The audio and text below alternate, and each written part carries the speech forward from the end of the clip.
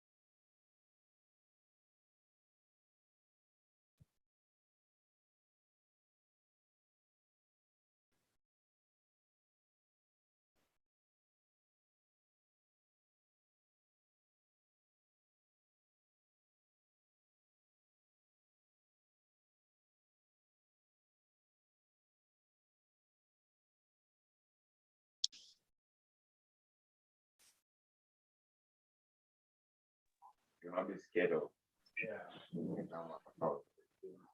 So I checked this market and buy out already. All of them.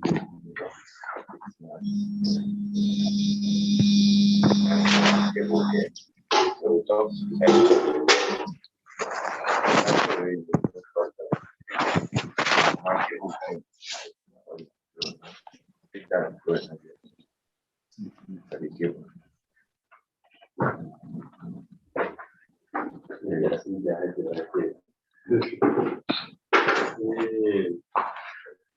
that comes up yesterday. She didn't play with us.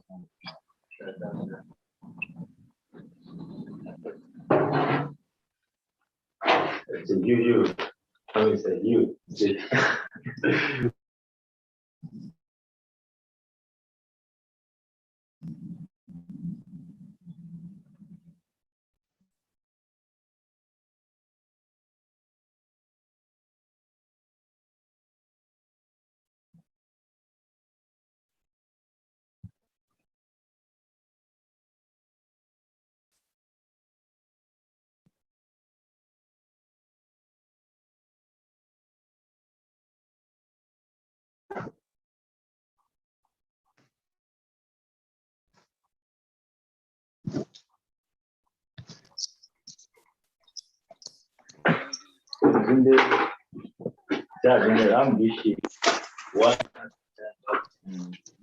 That place, man, the ground is right and so don't kill myself.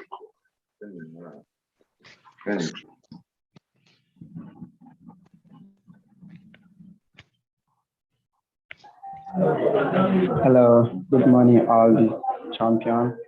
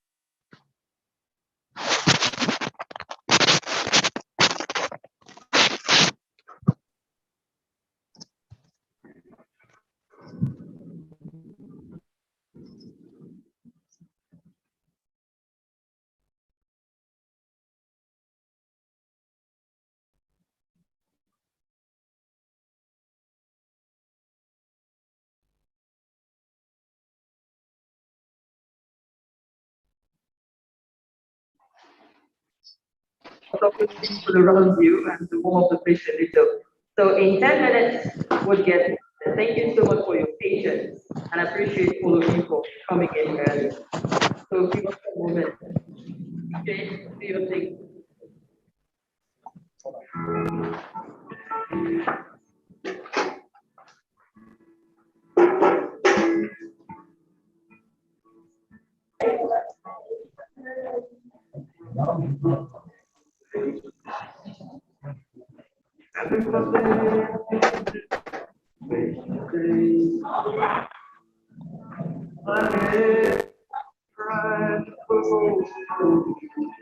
So when I come, both of them come at the same time.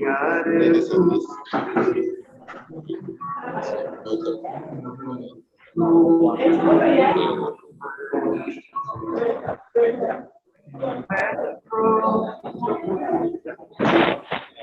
if you want, that's fine. Say hello.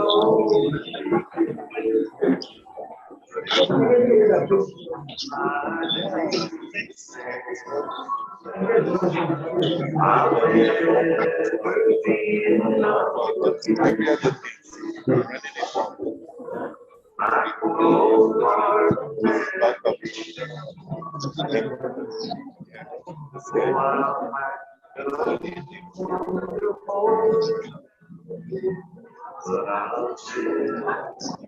Yeah, that's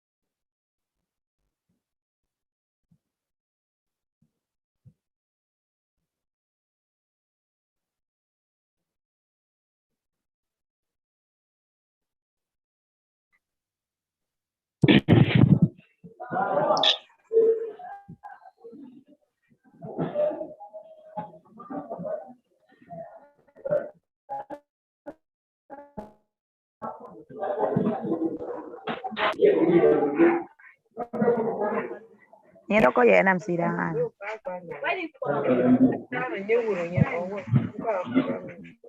Mana mission ne? Na NGO semua ni mana ni? Ini aku. Ya. Wallahi.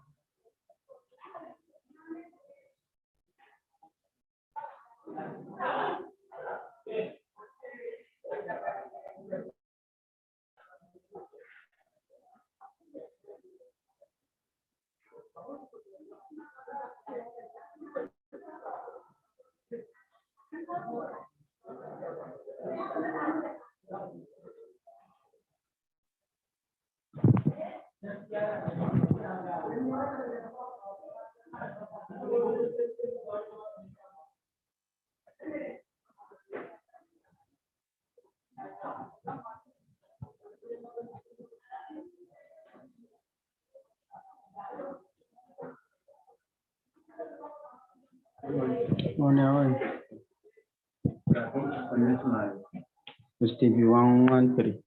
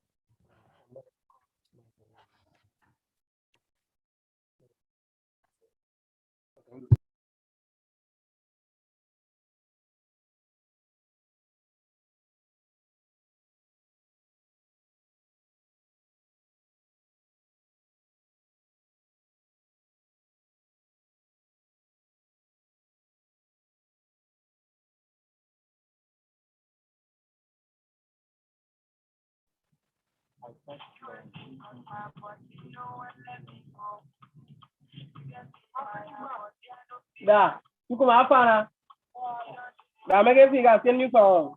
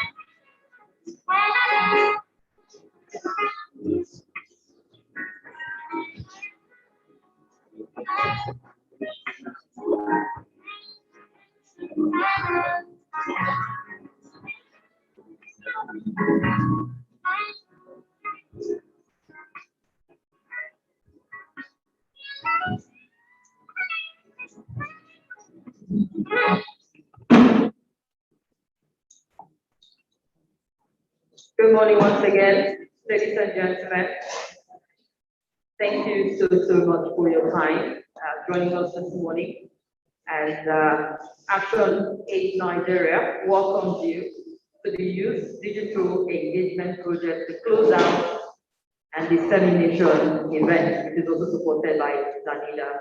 Thank you so much for being here this morning with us. For those who are physically present in the hall, and for every single person joining virtually to this very important program today. Young people are doing incredible things around the world and even here in Nigeria, using digital technology and bringing about social change. We're going to find out from this project today the kind of change and impact this project has made in some states, and I would want to say in Nigeria. So we'll get to hear all of the details of their work in a bit. But to start properly, I will introduce myself. My name is Kimberly Nwachukwu. I'm a broadcast journalist with Nigeria Info Post, and we'll also talk about issues like this also. So I'm honored to be here this morning. And to kick off properly, can we please rise for the national anthem?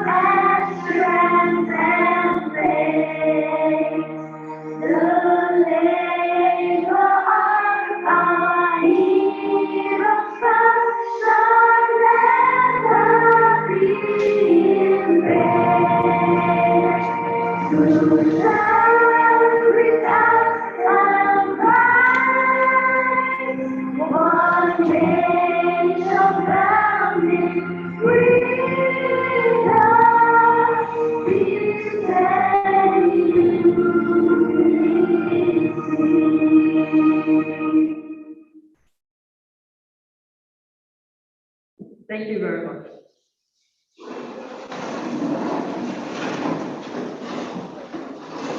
I actually love the fall, like we're waiting for fall. That's how patriotic we all are in all this morning. So thank you very much for that.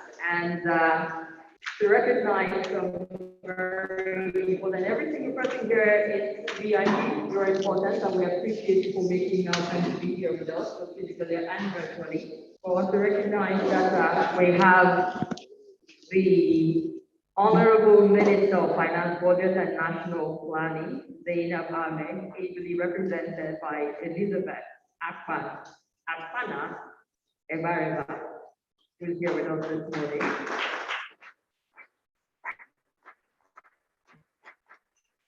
And we also have those who will be joining virtually also, like the Youth Digital Engagement International Technical Advisor for the project, Priscilla Chumba, who joined us virtually for the program. Ably representing some key ministries today, we have from the Ministry of Women,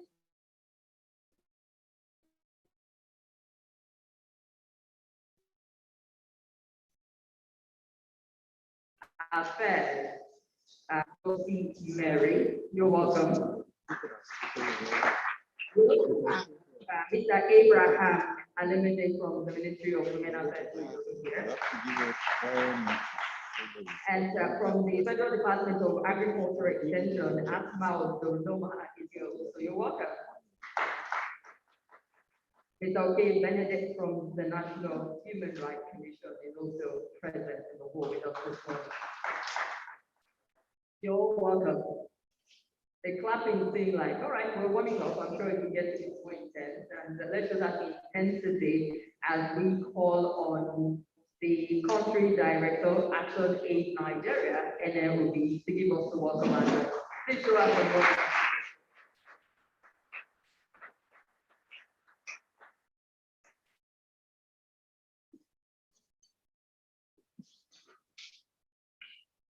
You know, one of the things that you don't find in civil society is protocol. If you attempt, you may fail. But I want to just do a little bit of it.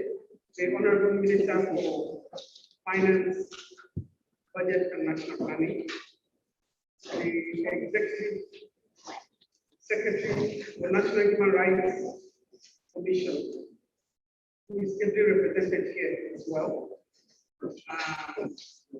The distinguished representatives from the Ministry of Agriculture, Rural Development, the Ministry of Women Affairs, Minister here also represented. If I make further attempts, I will fail.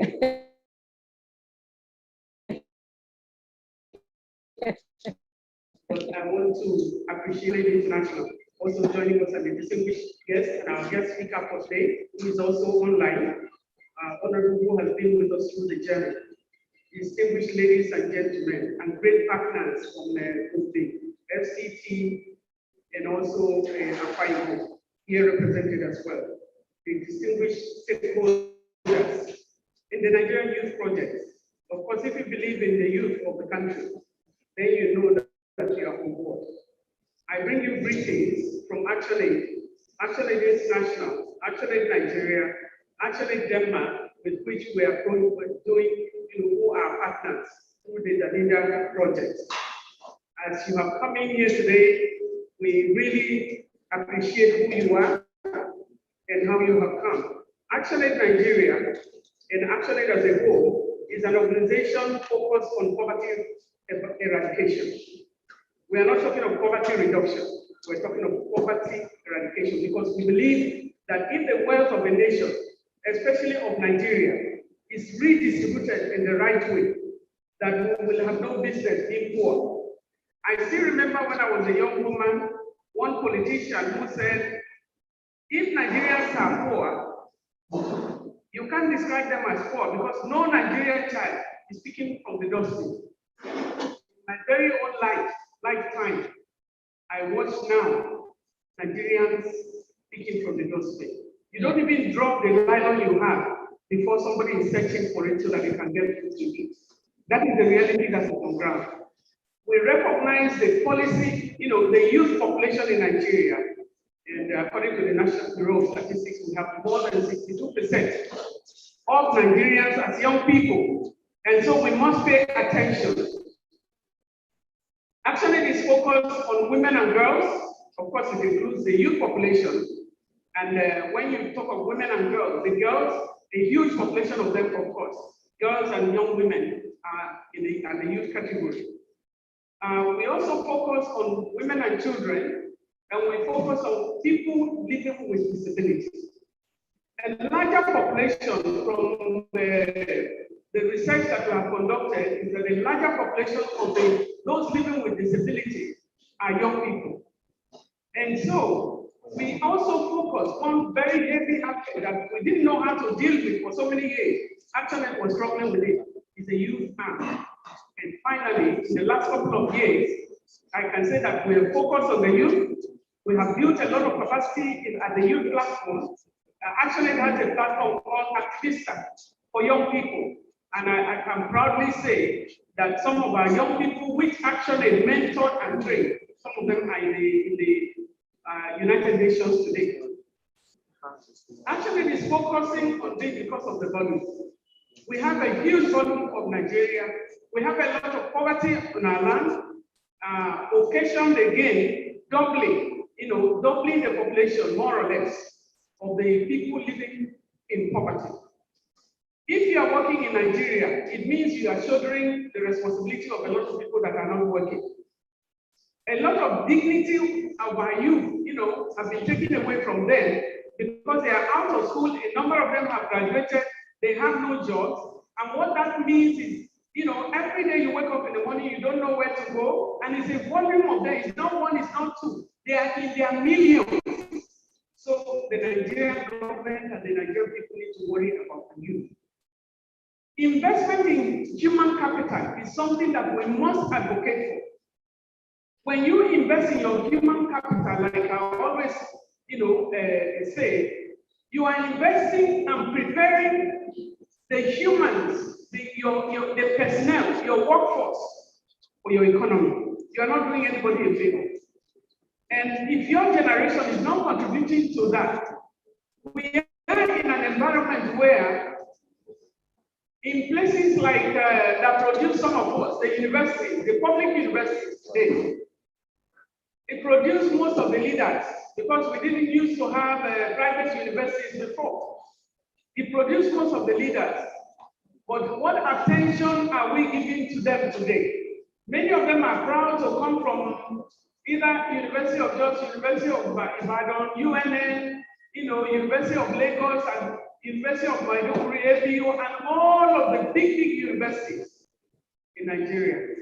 Today, can you say the same?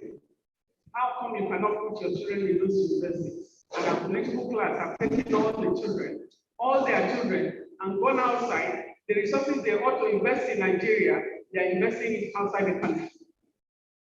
We must not forget also that as you invest in these children, that you are going out and investing in them, you still bring them back to the country. So what's your point? And then they are negotiating, and then a few jobs that are valuable. If you don't have, a lot of people say if you don't know somebody, if somebody gives you a paper. And I can tell you an example. I think one of my sons went for an interview, and they told him, who sent you? Who gave you a paper? He said he was so angry, he said nobody. And of course, he didn't get the job. Eventually, he got another job. But the space is narrowing for our young people. They are in their millions. When we write application now, even for ordinary internships, which actually does, because we bring in interns every year. For that internship, you receive thousands of applications. And these days, it's not the data anymore. You can know your cousins, you can know your sister's children, you can know your brother's children that are looking for jobs and you cannot help because there are no spaces for them. We need to open up the space for young people in Nigeria. And not to talk of the recent ban on Twitter. Shrinking the political space. When you are not engaging with people, when you are not opening the space for engagement, they will go and engage somewhere, isn't it? Even as a parent at home, if you are not talking to your children, they will talk to other people, and it is more dangerous for them. What we are asking for is Nigerians need to talk with each other. We talk about irregular migration. Irregular migration is when you are going through the back door and migrating to another country. But the world welcomes regular migration. Nigerians are some of the best scientists in the world. They are some of the best doctors around the world today. So if you are suffering from overpopulation of the young people, develop, build their capacity, channel their capacity, develop the workforce and set them up. When I was young, I was taught in my secondary school, I was taught by Indians because they decided to invest in their human capital. We need to develop the public schools because the volume of young people that are in the public schools today, what we are doing to them, many of them are not eating. The young people are now, they are introducing fees left and right. What that means is that the poor that were given spaces in the past, the children of the poor, who are now the rich people today, have removed the carpet because many people are not getting scholarships. So we are also building the capacity of young people, a volume of angry young people, because if they are hungry, today you have not eaten, 2 days you have not eaten, 3 days you are not eating, and you are supposed to go for lectures and then do the best that you can. The Nigerian government will not be doing the youth a favor when they invest in building their capacity. And so we are calling, of course, telling the Nigerian government that they need to focus. You know, the beauty about democracy is that we can engage. We are here with the Minister for, Finance, Budget and National Planning. We are talking to each other because we are all Nigerians. We don't have any minister that is not a Nigerian, isn't it? We have a whole parliament that are all Nigerians, and they are sitting quiet, and they are sitting and also, looking at what is going on, the bloodshed across the country, and they are not talking. Many of them cannot go to their homes anymore. And you are still a leader in this country, and you are not focused. What I want that the way the ban of Mr. President came down on the Twitter, I wish that ban came down on the insurgents in Nigeria. And I want to state it here that, when people talk of, Fulani or herdsmen and all of that, I tell them that I've known Fulani from when, as young as I can remember. I know Fulani, they are very, very friendly people. Not these ones, not the criminals that we are engaging with. And so if you have people who are criminals, why don't you go after them? Why are you hiding under a sector? A lot of people, for yesterday, blood was flowing. Last night in Sakaku, about 40 people were slaughtered. You are hearing it in the data. You can't reason with it. But when it is or your child, your daughter, or your mother, or your father that has been killed, then it's no longer in the data. It becomes personal. It becomes painful. We are saying that every child of Nigeria demands dignity. We are saying that every person in Nigeria needs protection, security, and economy. That's a security. And also, you are looking at the issue of anti-corruption. It's one of the things the president promised Nigerians. Corruption is like the canker bomb that is eating up Nigeria. It's eating up the resources that we should focus on our young people. We need more investment in the education. To be able to provide public services, we need to invest. COVID-19 showed us that we are very naked when it comes to health facilities. And what that means is that if the COVID-19 has hit the way it's hitting India, the way it's hitting other countries, or in Europe and so on, only God knows what it is. God knows that the drive of the one is the one that says drives away, flies from the tailor's house. And so we are not so embarrassed. I'm happy to see that the governor is building a specialist in their own, in their state. I was watching the news last night, and I was watching Rivers, and I'm seeing some of the things that is going on there. But many of the governors in the 8 years they said, before going to run into hiding in the National Assembly, many of them never built one hospital.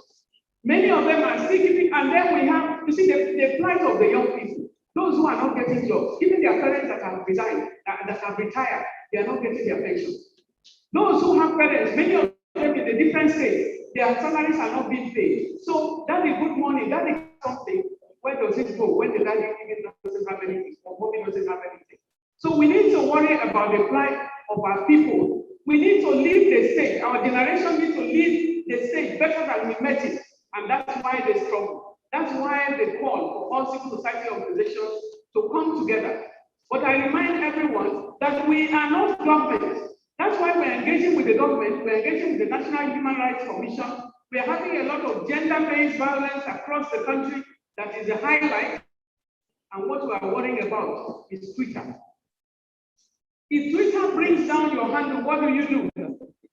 If Twitter brings down, bring down a post, you engage with them. That's about democracy. Engage with them, say what you have done. Set up your machine. You have the Ministry of Communication, you have the Ministry of Information. You also you have your advisors. Bring them to the table. Why are you living in Ghana? Why are you not in Nigeria? When I have about 40 million users of Twitter in Nigeria, and then you have 5 million in Ghana. Don't go with emotions and blacklist people and tell Nigerians now you need to use it responsibly. We take exception to that kind of insult because we also have dignity. The users of Twitter, they have dignity. When you have a quarrel with that particular aspect, the leadership in Nigeria, we are looking at the elite factor because if we are saying we are all because of where we are, we respect, the leadership. I am telling you, if you have a post from the president and nobody says anything, it means nobody notices that the president is there. The fact that people give it attention, it means the president is still being respected by Nigerians. And we are calling for transparency and accountability, and we're asking our leader, who is Mr. President, to bring hammer on the insecurity in the country. What Twitter does that is not okay, engage with them democratically, and don't harass, media houses and say, bring down, take your handle out because of where we are. We believe in Nigeria, but we believe we can make it better. The fact that the Attorney General of the Federation calls for, prosecution of people without law is a blatant slap on the legislature, on the parliament, because if you want any law to be effective, you will go through the parliament and promulgate the law. Then you can say people can be prosecuted. Under what law are you now going to prosecute? I ask Nigerians to engage. We engage the government. Sometimes we even provide assistance to the government as well. So let us engage with one another. We are here today because we decided that we want to look at this, the plight of the young people in 3 states. We only pick 3 states, study it and see what is happening at the community level, not just the data. And you'll be hearing from the researchers today. I want to welcome you again, and I want to welcome you, and I say that I'm a stakeholder in this country. You are a stakeholder. Let's stand for one united Nigeria. We say, Aga is all compatriot. We say, I pledge to Nigeria, my country. And I'm standing here and pledging to that Nigeria, my country, that I'll be loyal, faithful in all of the things of the pledge. I was listening, I would have told my listeners to put down the national anthem that they are singing for us. If you don't sing it from your heart, you don't mean it. Young people, you have to learn the national anthem by heart. As an activist, you stand upright for Nigeria. You will not be found among criminals. We have invested in this country, Nigeria, and we need to invest in that. I believe in the youth population, and I believe in Nigeria that our children and grandchildren will bequeath this nation to a better generation and to let go our work. I want to thank you and welcome.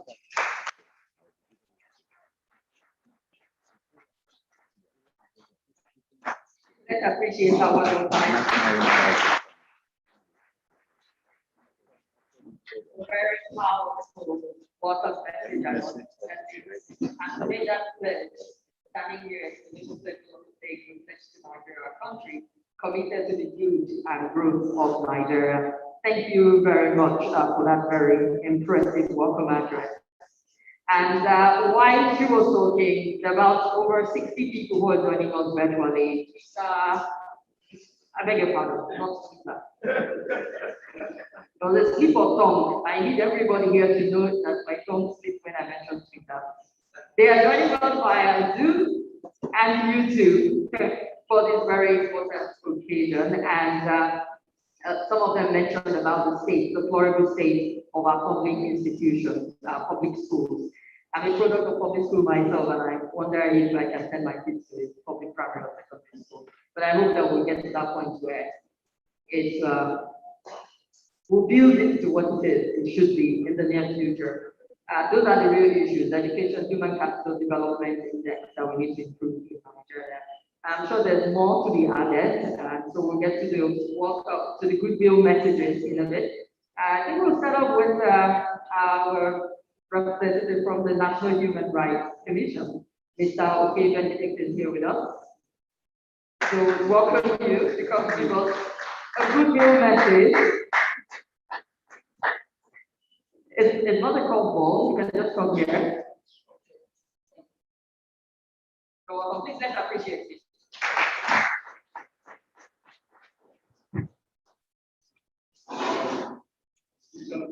Everyone. As we institution in Nigeria, we normally use the protocol already established. So on that note, I want to create an audience. Just in a Priscilla Chumba, YDE or just YDE? Okay, just National Commission.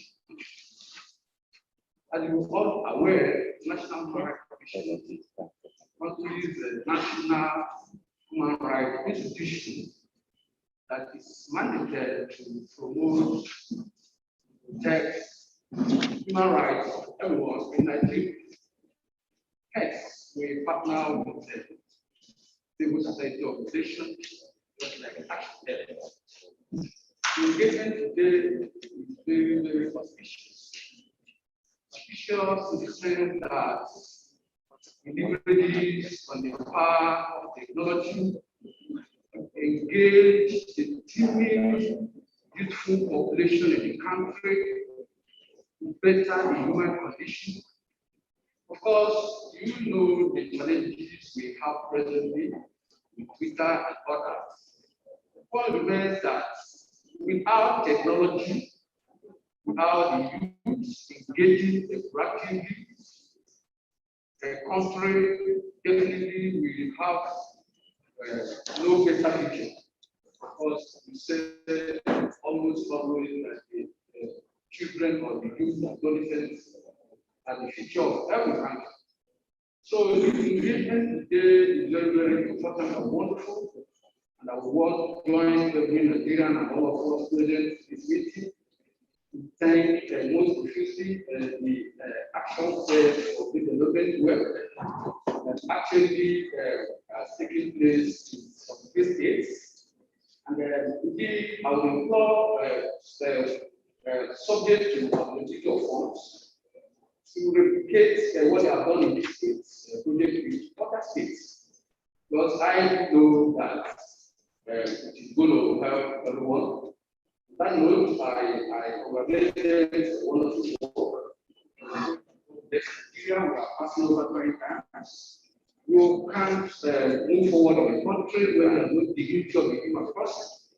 You can't move forward in a country where there's no serious engagement. You can't move forward in a country where there are not inclusivity, participation of everyone in governance. So it becomes very important that we pray for Nigeria at this very bad moment. And urge everyone to come on board, just like the director, country director has said, that we keep engaging one another, making sure that we try to dignify ourselves in everything we do. And of course, the youth has a very important role to play in this direction. So that way, once more, I want to thank all of us for being part of this wonderful event. Most importantly, thank Action Day for pioneering these efforts and making sure that our youth are involved in the program. Thank you. God bless.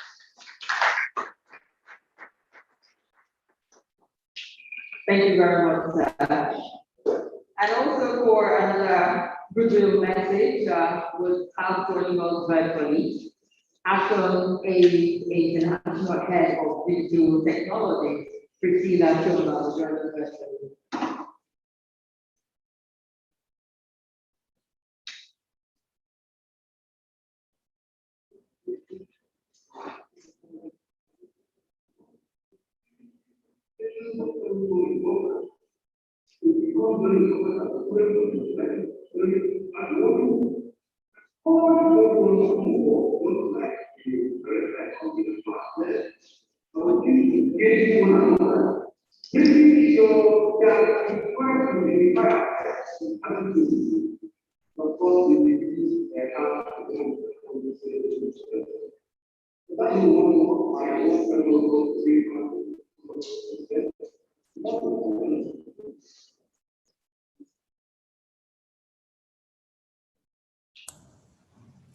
My apologies. I was waiting to be unmuted in order for you to hear me. Can you hear me okay? Just give me a thumbs up, Madam Host, if you can hear me.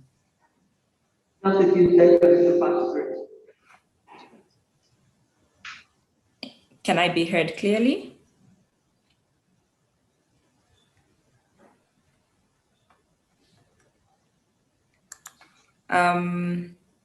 Can I get a signal on whether you can hear me? Just a thumbs up from Madam Host. Right, I can see the comments. Thank you very much, everybody, and thank you for having me. Over the last few months, we have seen Nigerian youth joining hands with other youth and working with them. These are youth from Bangladesh, Ethiopia, Kenya, Palestine, and Zambia. All right, Priscilla, you can hear, please unmute. Unmute your mic. It's unmuted now. Can you hear me? Can you not hear me?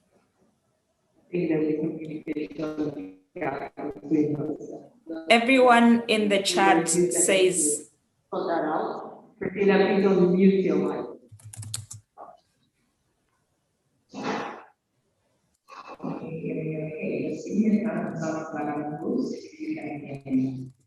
Okay, we can hear you now. Can you hear me?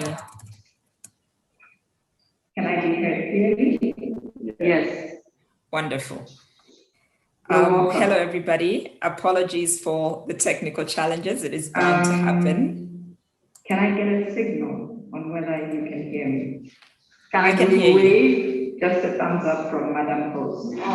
Right, I can see the comments. Thank you very much, everybody, and thank you for having me.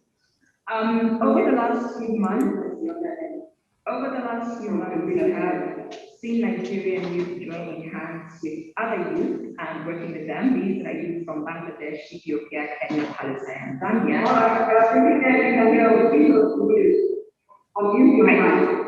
It's unmuted now. Can you hear me? Can you not hear me?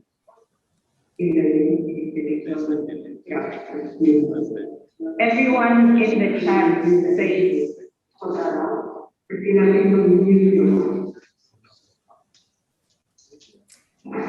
sorry, there was a huge delay. I think we're having a delay. Can you hear me? We can hear you, but you're getting a feedback from us. Everybody, apologies for the technical challenges that is happened. Can I get a signal on whether you can hear me? Can I get a just a thumbs up from my phone? Right. Thank you for having me. Over the last few months, I think we'll have to just hold up an issue with Priscilla from a Crucial message. We sort out the technical issue or the different signals. I don't know where we're getting a feedback. Is anyone in the hall logged in to Zoom or YouTube? Please, if you're logged in, just log out. If you're present in the hall, so that we know and understand where this is coming from. So please, if you're logged in, just log out if you're present in the hall with us. So while we're sorting that out, I would invite Mr. Abraham Alemide from the Ministry of Women Affairs to give us a goodwill message. Please let's applaud him and welcome him.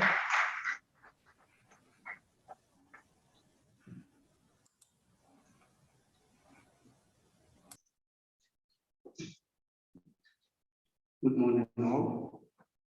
I want to stand with the protocol, please. Greetings. I want to bring greetings from the Honorable Minister of Women Affairs, Her Excellency the following challenge. The Honorable Minister appreciates its laudable initiative of youth digital engagement. However, she notes that this program is aimed at using technology to support the work of young people in holding duty bearers accountable for the work they are doing. I know, according to what is being said all over, that when you want to train a woman, you educate a woman, you educate a nation. But if you want to get the job done, empower the youth, and you will see the work will be done beyond your widest imagination. And so, with this, she also wants to believe that the success, the challenges, and the milestone attained through this program is just a step in the right direction. in tapping the latent resources in the youth of Nigeria. You can bear witness in the last issue that happened in Nigeria about the NSAS. It is like an awakening call to the government of Nigeria that the youths are not lazy, but there is something inside them that is calling for expression. And I want to believe that with this kind of a program, even though we are here for the close-up meeting, I want to believe there are going to be other next steps that will bring up the latent resources in our youth in Nigeria. And by the grace of God, Nigeria will be great again as we support the youth, as we give them what it takes to make progress. And not only that, the Honorable Minister is really appreciating Action Aid Nigeria and also the Danish International Development Agency for this wonderful initiative. Thank you very much.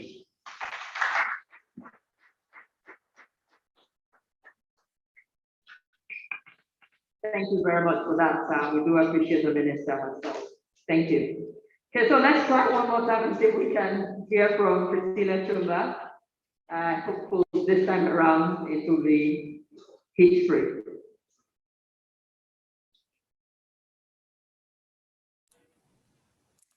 Hello again, everyone. All right, Christina, can you hear us?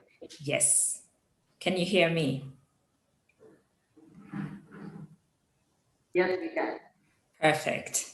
So hello, everybody. And I was trying to say earlier that over the last few months, we have seen Nigerian youth joining hands to work with other youth in Bangladesh, Ethiopia, Kenya, Palestine, and Zambia to design this very amazing project that we call the Youth-Led Digital Engagement Project. And you will hear more about that as the research partners make their presentations later in the agenda. But these young people were very impressive to us because they recognized that there was need for them to have conversations among themselves, but also in their communities on the challenges that are affecting all of us. The thematic areas that they agreed to look at were those that we all know technology has the potential to support. So for example, we know that technology has an impact and the ability to support young people with economic opportunities. We know that it can help to increase access to gender-responsive public health services and education services. And we also understand that citizen participation in governance and democratic role is important, and technology in this day and age plays a role. We saw young people in Nigeria tackling peace and security, and we also want to see a slowing down or reversal of the damage done to our environment, among other things that are affecting young people, particularly in light of the COVID-19 pandemic. I think I'll zoom out a little bit and talk about the fact that while developed nations in, for example, the European Union and other places are discussing the impact on the environment that their industrialization has brought about and working to reduce their carbon footprints and contribution to the climate disaster, our nations in Africa, for example, are just only now starting to hit that level of industrialization. I think we shouldn't be penalized and slowed down because we're all now looking at how we fight climate change. I think we need to harness the power of technology and digitalization to make sure that we understand more about carbon neutral practices, for example. We ensure there's knowledge transfer on climate-friendly technologies and find opportunities for collaborative research that connects people in different environments so that even as we move forward towards our achieving the economic goals that we want, we are also making a contribution to the entire planet as a whole. Another opportunity that technology presents is that, according to the World Economic Forum, Africa's youth population will triple in the next 3 decades. While in contrast, the data is showing that Europe and other Western countries have aging populations that will increase significantly. What this does is that it presents an opportunity to us in Africa to have a chance to be the ones that are providing the skills, the expertise, and the workforce that developed nations will need, because our youth are obviously very creative, very innovative, and have the ability to then support all those other nations. But right now, we can't talk about that without talking about the fact that in Africa, our internet penetration is about 40%, and in places like Europe, it's over 90%. So I think one of the things that we need to work on is to understand how do we bridge this divide so that we can be fair to all of ourselves, and especially to young people whose future depends on digital technologies. And often forgotten in the digitalization conversation is how technology can be a double-edged sword if we don't look at these inequalities in access and the negative consequences that we might see. If we think about it, digitalization is something that governments are talking about. They're talking about e-government and putting processes online. But if we don't have equitable access to everybody, what this does is that it divides people even further. Those who are computer literate and have access to a device will then be able to access these services, and those who don't will be left even further behind. Another reason I am advocating for making sure that we support young people in working with technology is that for good governance to happen, we need citizens to have equal opportunities to take part in civic discourse, to engage their leaders on issues that matter to them, and to participate in local and national decision-making structures. The COVID-19 pandemic exposed just how much those that are lagging behind in their access to technology were further distanced from decision-making spaces, with their voices going unheard, with limited access to the right information, and in some cases with no means with which to seek recourse for injustices against them.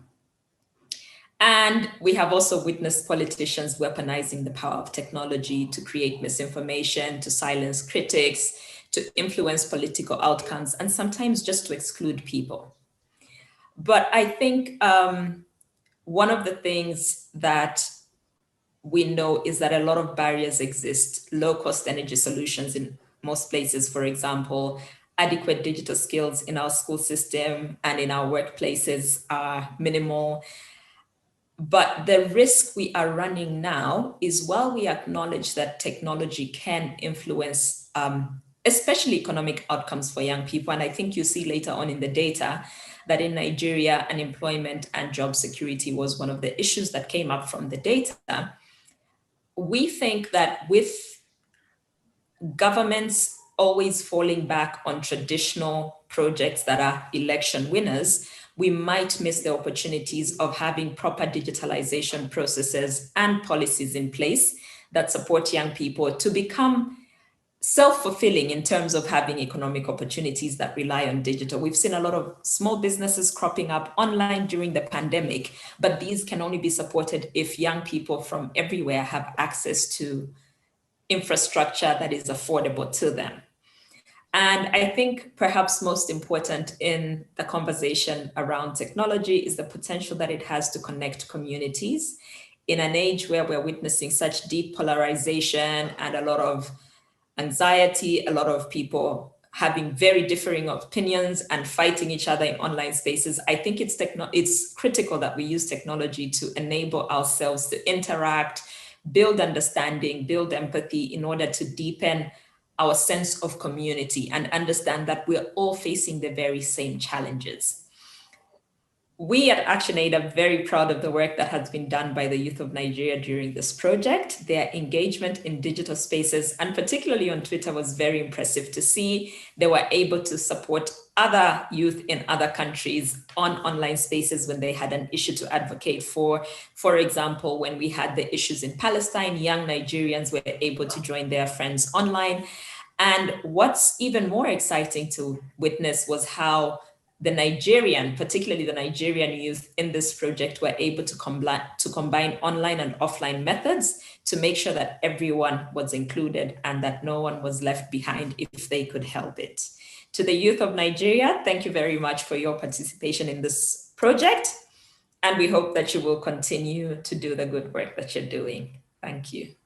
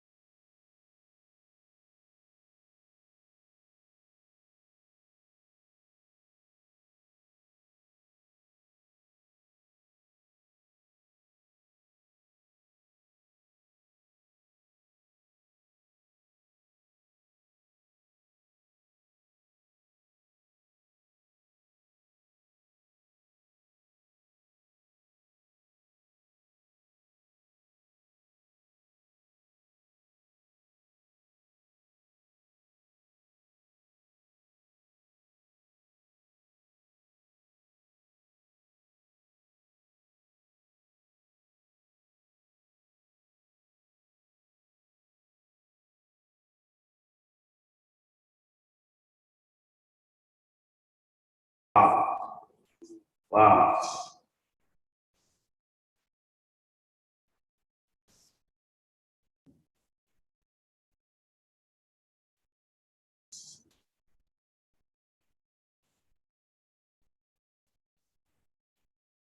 Okay. Okay, we're still collecting data.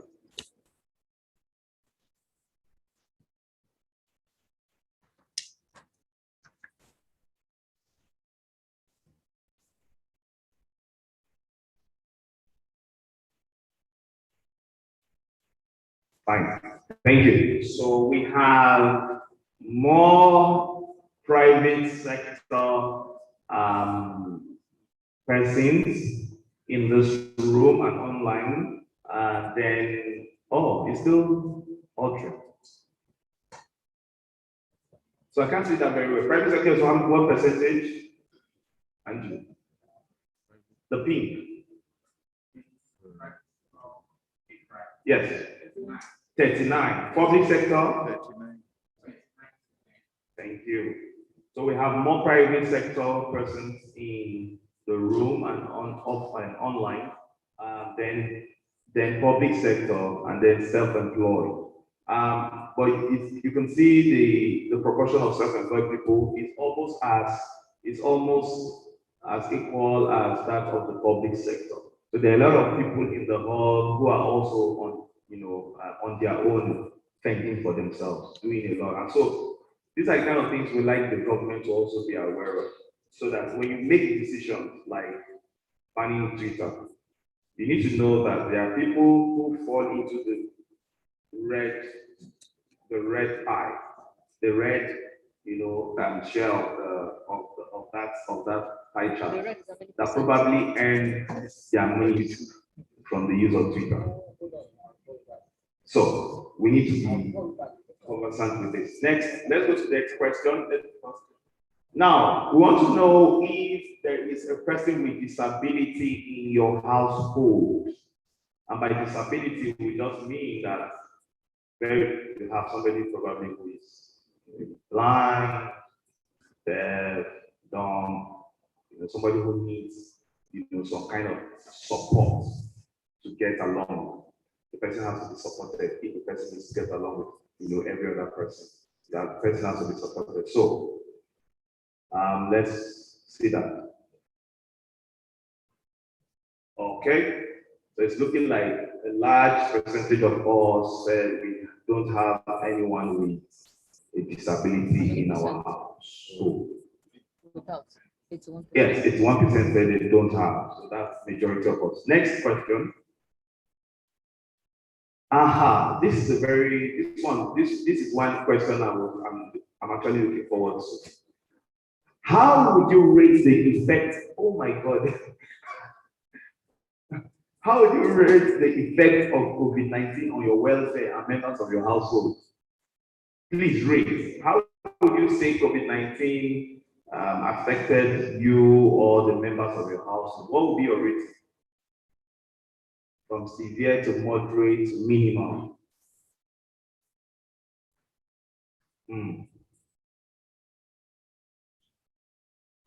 This is clear, and it's a reflection of what our experiences are. That COVID-19 was not friendly at all, and so COVID-19, the impact of COVID-19 on Nigerians, especially young people, and on their household and our household generally, was very severe. And we can see that from the responses that our respondents have given us. All right, let's move to the next question.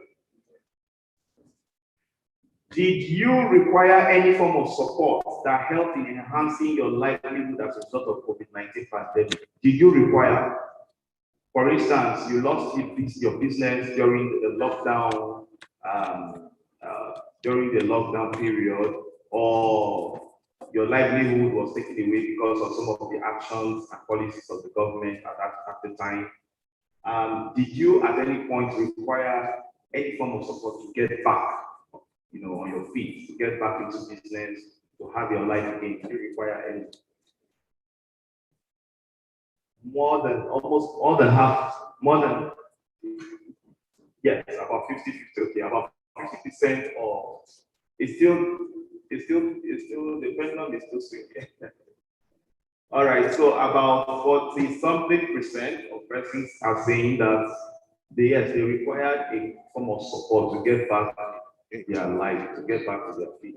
All right, so let's get to the next question. We want to know if that you have been able to access a public health facility in your community.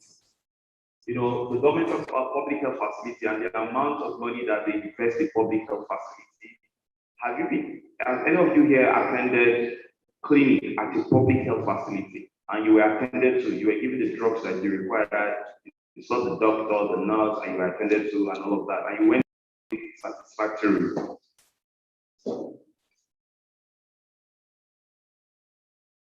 Right. So some persons have said yes, some persons have said no, and all of that.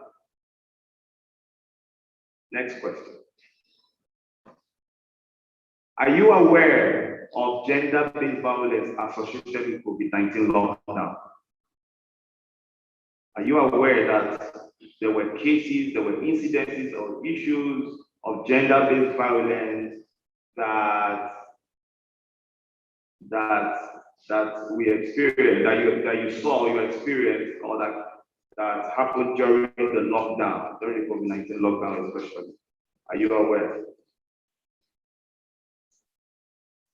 All right, so it's obvious that there were gender-based violence issues that were attended with the lockdown measures and the lockdown period, and it's reflected here that there were.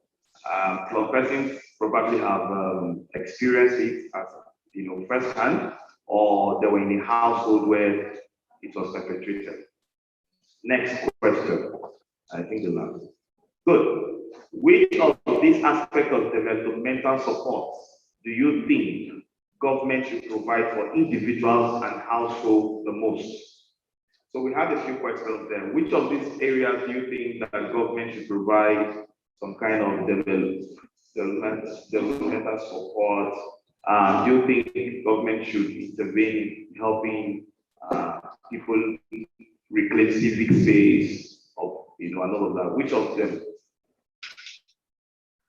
I hope you are not comparing notes.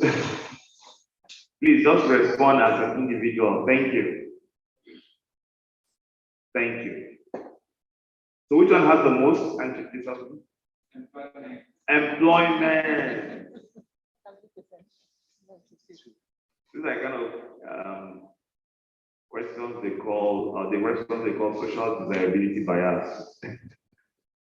Even when we were constructing this question, we anticipated that was going to have the most response. All right, but it's still the reflection of a reality that if you are listening to us, the young people are saying to use this as money, that if there's anything you are going to do for them, one of the things they want you to do for them is to deal with the issues of unemployment. Why did we do this exercise? It's just to facilitate audience interaction and there's one more. Yeah. Four more. Let's continue then. All right. Are you aware of any form of COVID-19 support? Yeah. For individual households and businesses. Can we move? Next question. Yes. In one word, how would you describe your experience during COVID-19 lockdown? One word. We need to generate word cloud. So if you put more than one word, it will give us issues. Okay, so just try and use one word. So if it's fantastic, just say fantastic. Don't say fantastically good. Okay? Don't just say fantastic, just say good, just say bad or something. I'm not saying what to say. I'm just saying that use one word. Okay, so you can see the word cloud. The boldest word in the middle is the one that occurs the most. If you see the word in the middle, it means that as you are saying boring, somebody else is saying boring. That's the one that occurs the most. You can see terrible has taken over as Terrible has taken over as the most recurring word. And then boring, bad, frustrating. Let's see if terrible will be kicked out. Terrible is still there. So, really terrible. Terrible wins. Terrible. So terrible came up as the most mentioned or frequent word that describe people's experience during COVID-19 lockdown. And the rationale for this exercise is just to help us generate and analyze audience data to justify some of the findings that you are going to be, you are going to be showed later through the report. Our in-country researcher, Dr. Abraham Tefa, has supported us to do a very, very robust work, collected high-quality data that can be used for advocacy and for further engagement. And what we have just done is just a demonstration of that. It's just a preamble for you to understand what that entire report or package is about. How many of you enjoyed this session? How many of you would like to use Mentimeter afterwards? Okay, so you can talk to Joseph. Where is Joseph? You can talk to Joseph. You can talk to Muslim. Where's Muslim? Guys, those guys, you can just talk to them and they will direct you. However, it has to be paid for. Thank you, everyone.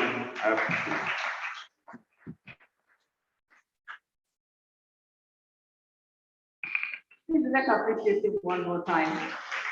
I mean, we saw real time how data is collated. It was so impressive to just sit here and then watch how, we vote or give information in the hall, just working with people here. When I came in, I actually thought, yeah, young people here. So to know that people here, a good chunk of the number of people here are between 20 to 29 years old, and we have more men than women. A quick sweep of the room, I would have thought more women, but according to the data, there are more men here than women. So that's why data is fact. And then most end monthly, we have more people in the private sector here, 39%, than the public sector. Oh, actually, self-employed, no, private sector 39%, self-employed 29%. Fact. And then 81% no person living with disability in their household. 58% had severe impact of COVID-19 on their households and the whole here. 48% say they require support during COVID-19 pandemic. 93% are aware of gender-based violence associated with COVID-19. 92% want government support in creating employment. And we generated all of this from here. See why we can play with data.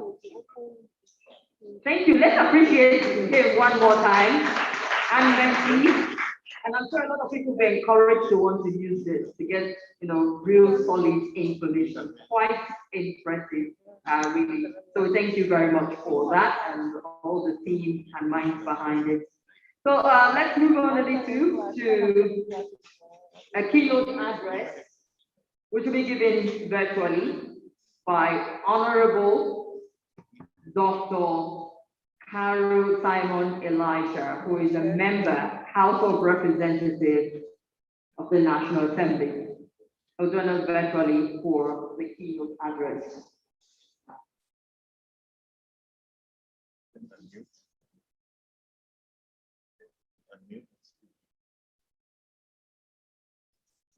Hopefully, it's muted. Honorable Tayo, if you can unmute your mic from your end, we'd appreciate it.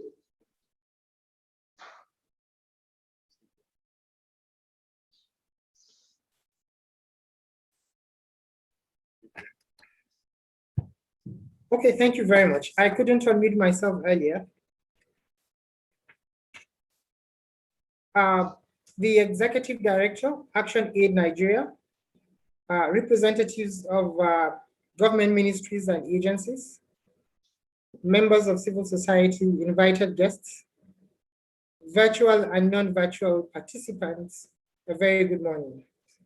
I feel very delighted to be invited to speak on youth issues, and anytime I'm invited to speak on youth matters, I find it more or less like my home. Even though I am gradually exiting the youthful age, but my memories as a young person gives me energy and brings me to life each time I'm invited to speak as a young person. I find this event a very strategic one in such a time in the world where the normal is shifting to an online presence, and the digital technology seems to be taking the space around the world, which is creating a new normal. And that is why I also have the privilege to join you online and to make a presentation here. A lot of times when we talk about youth issues in Nigeria, it comes with quite a lot of daunting feelings and sensation, because every social index and statistics gives the young people such a large disadvantage. And that creates a very dishopeful situation for the Nigerian youth. But as an individual, each time I see a Nigerian youth, it gives me delight, it gives me hope, it gives me confidence, because the Nigerian youth is full of power and is very much endowed. I would like to speak from a different context as a guest speaker delivering a keynote, looking at all the index and statistics that has been given about disadvantages and the lack of access or equality to what brings development for the young people. The Nigerian youth falls quite and far below what is expected. For me, I feel the young person needs to understand himself as an individual. A very common quote by Franz Fanon says, "Every generation must out of relative obscurity discover its mission, fulfill it, or betray it." And the Nigerian youth may be facing a very difficult time today, and the COVID-19 might have further exposed our situations in Nigeria, which makes it extremely difficult for young people to get to develop themselves. But I think it comes with a very huge opportunity. It has shifted the entire world online, and it has given the young person the opportunity to create himself, to be able to expand his own activities and create a space in the digital world. If you look at the statistics of people who occupy the online presence, there are more young people. It more or less be a flip of the number of statistics you find in terms of unemployment rates in Nigeria. And that comes with a huge opportunity for the young people to explore. There are quite a lot of learning environments that have opened up their platforms and created access to easy education and free education for young people. While COVID-19 might have come with quite a lot of social distancing and in limitations in terms of travels and so on, it has widened the scope of online interaction and online learning. So I would want to encourage young Nigerians to key into that space, which has actually created more space for them. I would like to give an example of the entertainment industry in Nigeria, where young people have occupied the space and are making exploits around the world. Youth digital engagement is an opportunity for young people to tap into an untapped resource and also look within themselves to see how they can expose their own ability and also get to acquire more learning to themselves. I'm also going to speak a bit more on a quote by Coretta Scott King, who said, "Struggle is a never-ending process. Freedom is never really won. You earn it and win it in every generation." So this gives the energy, the support to young people to understand that their current struggles is not an end to it. It is a continuous process. We may be faced with some peculiar issues today, but then it is never an end. We continue the struggle until we get to discover what it is that we have to fulfill as young persons. So I do not have so much space here. I'll be waiting online for quite some time, and I have a presentation right away to make. Once again, thank you very much for the invitation to speak here, and I wish the young people a very fruitful celebration in this youth engagement closeout. Once more, thank you very much.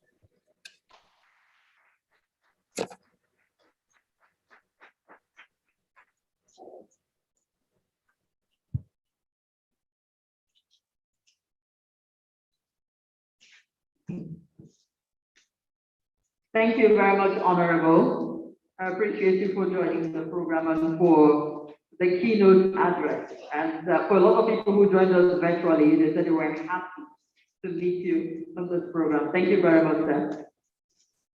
I appreciate it. Okay, I doubt anyone has any questions, so let's appreciate him one more time.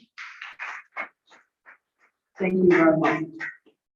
As you can see, the stage is being set for the unveiling, which will happen any minute now, and I'm sure we can't wait to get our hands on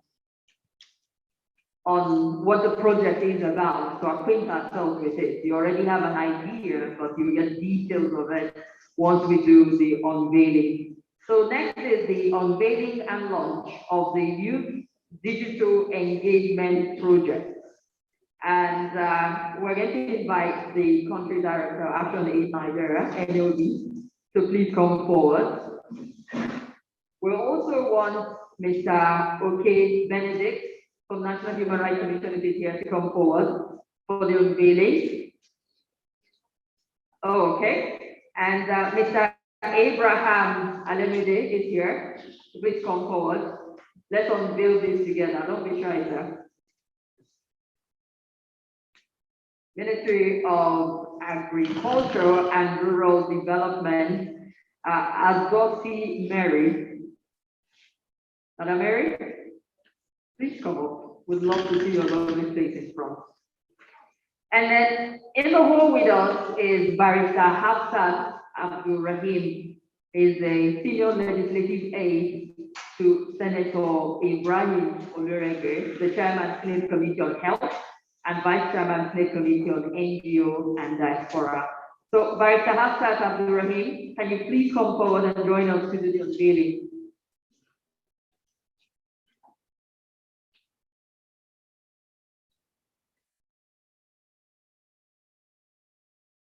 Barrister Hafsat with us?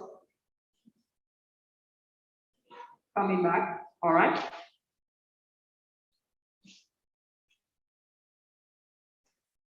Yes. All right, Mr. Benedict will be waiting for you.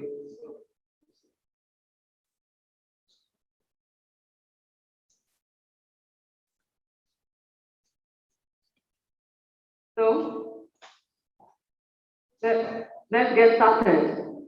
What's the procedure in this? We're unveiling gradually, and do we count down? It's unveil the let's count down. Count down from 5 to 1 as we unveil this.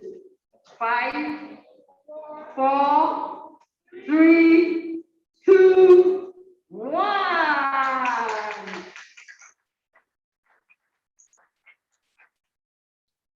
As the unveiling of the Youth Digital Engagement Project, the research finding and all is what you see them hold in front of you. A lot of work has been put into this.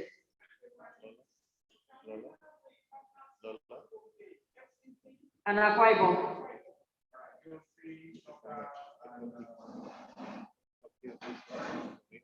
they put in a lot of time and commitment, so the partners would love to see you in front also.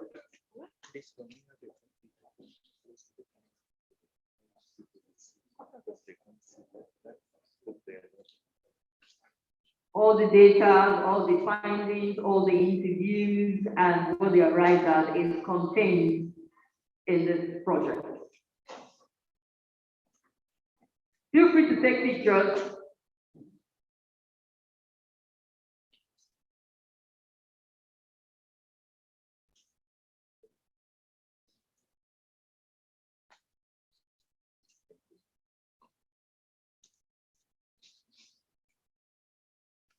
It says the project report 2021. And they covered FCT, Akwa Ibom, and Gombe State in Nigeria for the 2021 report. Please let's appreciate them for the unveiling. Thank you very much.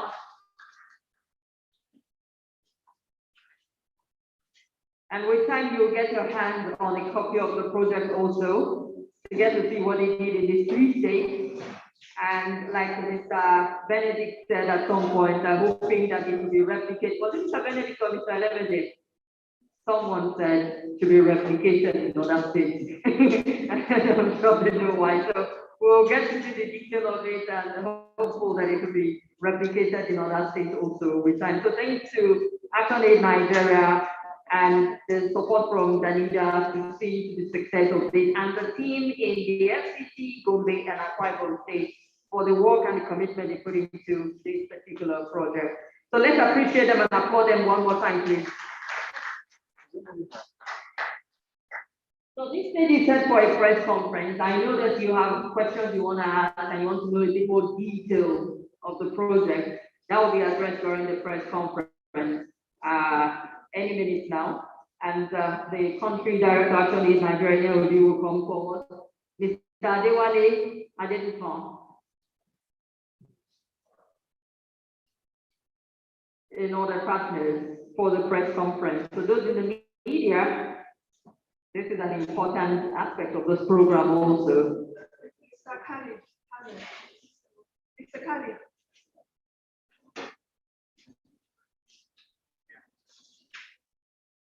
Dr. Festus. Mr. Khalid. In the front. As well as Josephine. Thank you.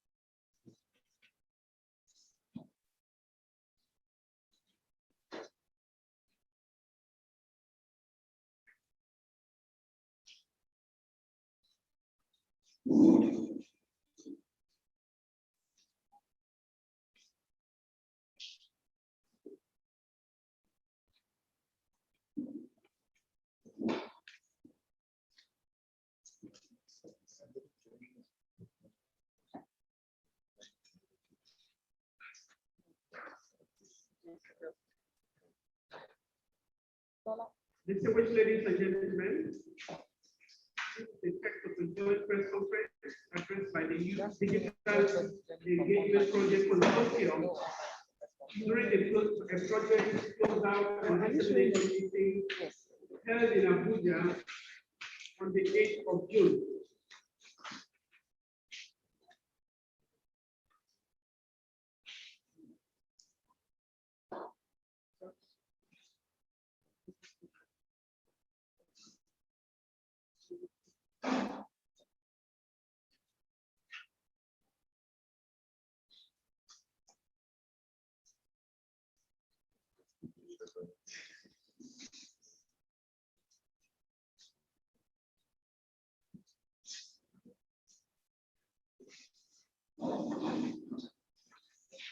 The press conference to the press control.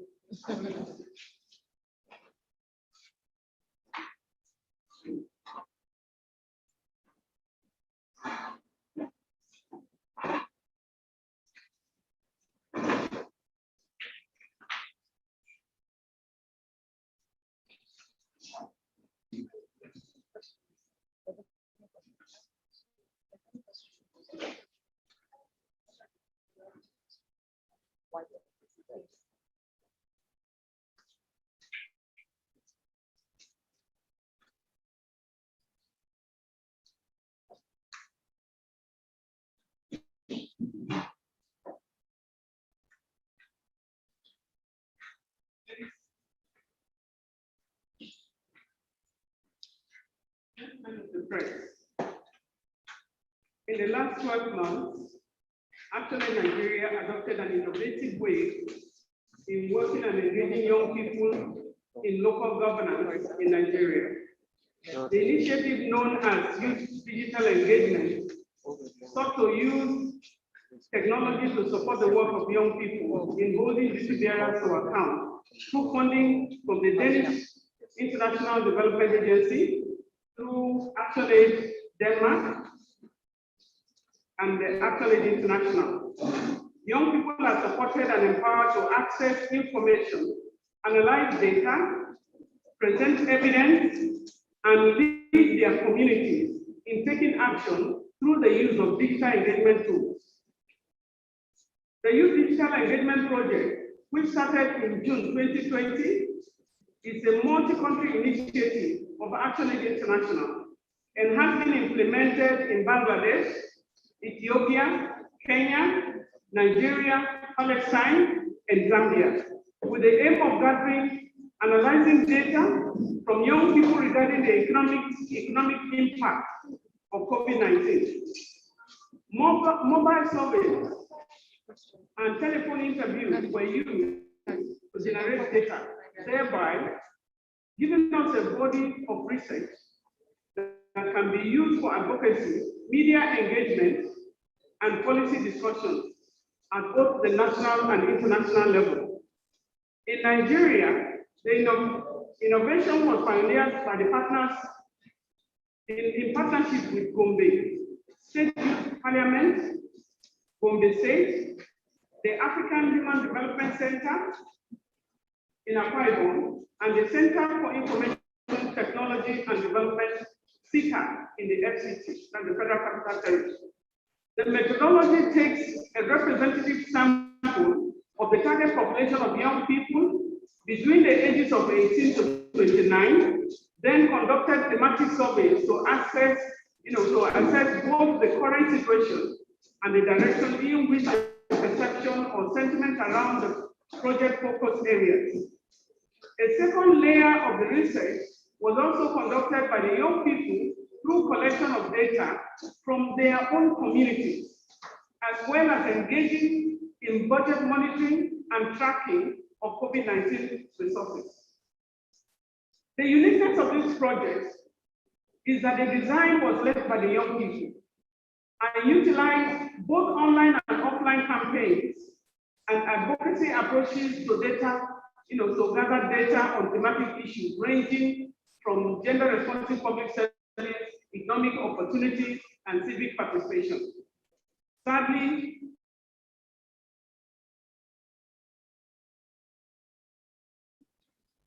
the recent ban is a step backward for the youth digital engagement, project campaign, but also threatens the civic space in Nigeria, which has continued to shrink in recent years.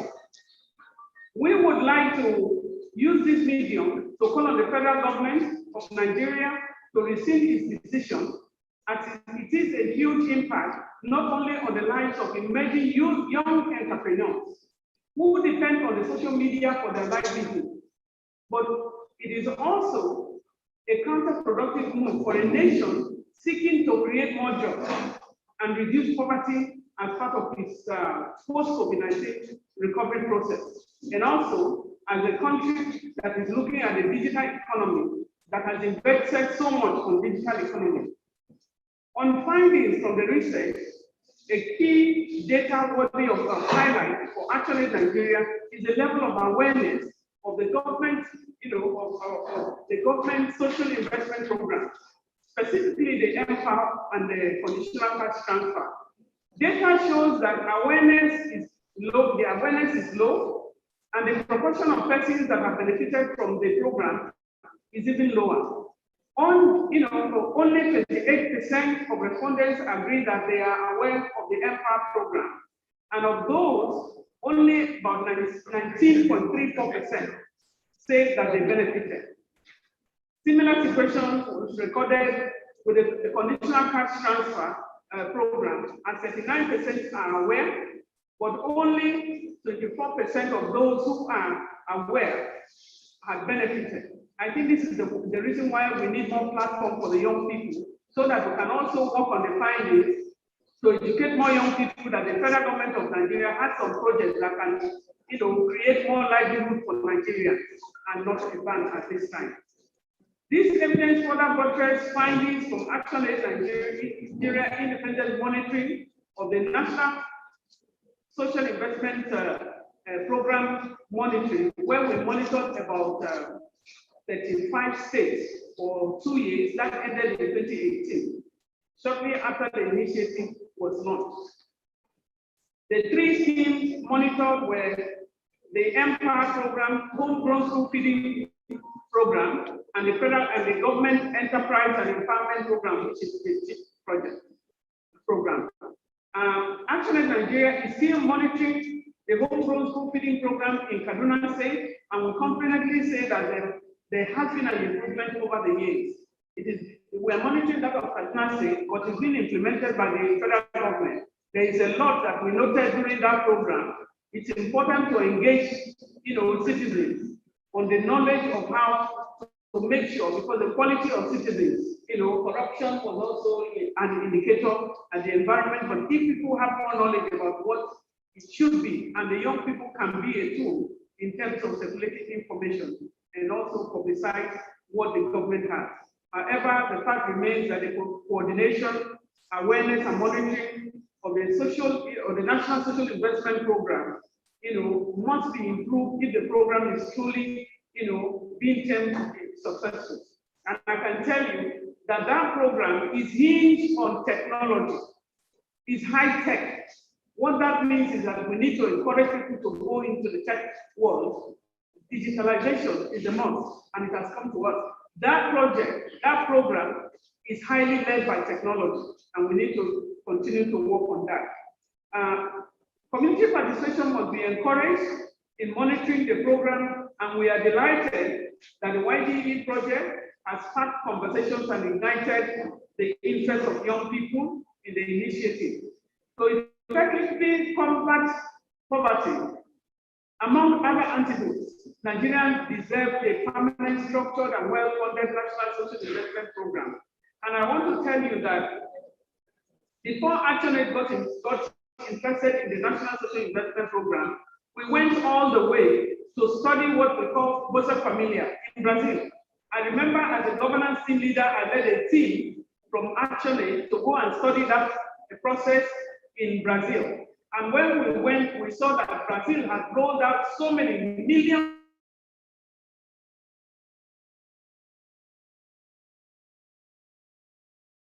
of people out of poverty. So if we believe in raising people out of poverty, and what we are doing in the civil society is not different. We believe that you can take people out of poverty, and so we went on the technical side, but we are happy that, and I want to acknowledge here, that it's only President Buhari that acknowledged that cash transfer and also the social investment program, because every other country that is dealing with issues of poverty eradication or poverty reduction believes in bringing in the poor and the less privileged. And so we are happy that we came back to Nigeria, sang it to the government of the day, but they never believed in it. So we said, we will say, tell the president well done, but the other side is that what if a president cannot come down to give these items out? The content of the quality of the citizens and the implementation, issues of corruption must be tackled by citizens and not himself. We appreciate the fact that that is being done, but we demand for transparency and accountability in this area, and we demand that it be well funded and be very transparent and accountable to the people. Now is the time to raise your voice to support its institutionalization and demand accountability in the process of, especially now with the COVID-19 that has plunged many Nigerians below the poverty line. A lot of people are self-employed in Nigeria, and because of that, you cannot let go. Many of them now do not have capital because the lockdown made people to eat up all their capital. But there are some funding that we have been released for the young people, and we need to be able to follow the money. So we are happy to see some young people make evidence-based advocacy within their own community, local government areas, and also state. And we are hopeful for the impact that this will have on local governance on the long run. I want to call on my colleague, to take it up from there. From Gombe, let's from Gombe.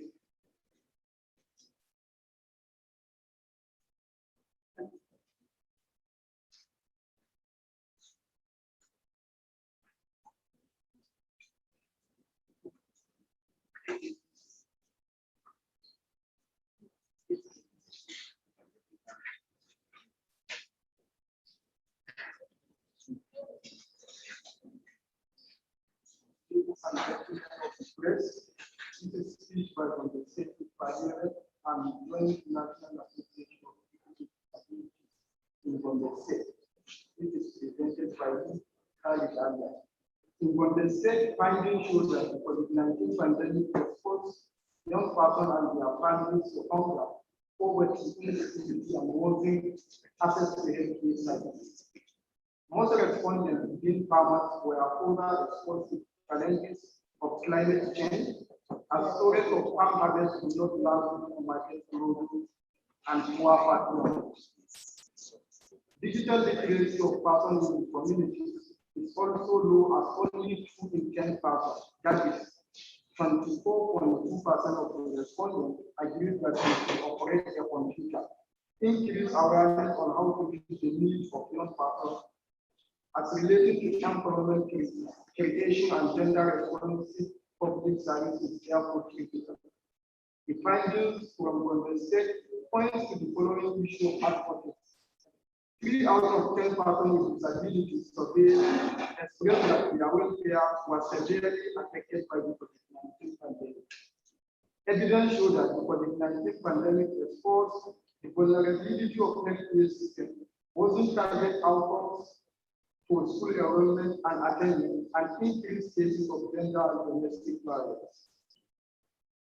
Availability of healthcare facilities in the community surveyed in Gombe State was around 2, and however, interaction with key informants showed that there is need to provide perimeter fencing for healthcare centers to secure the facilities.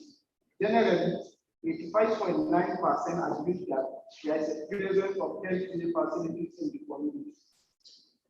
A clear proportion of respondents in Gombe State agrees that they have access to electricity and potable water supply.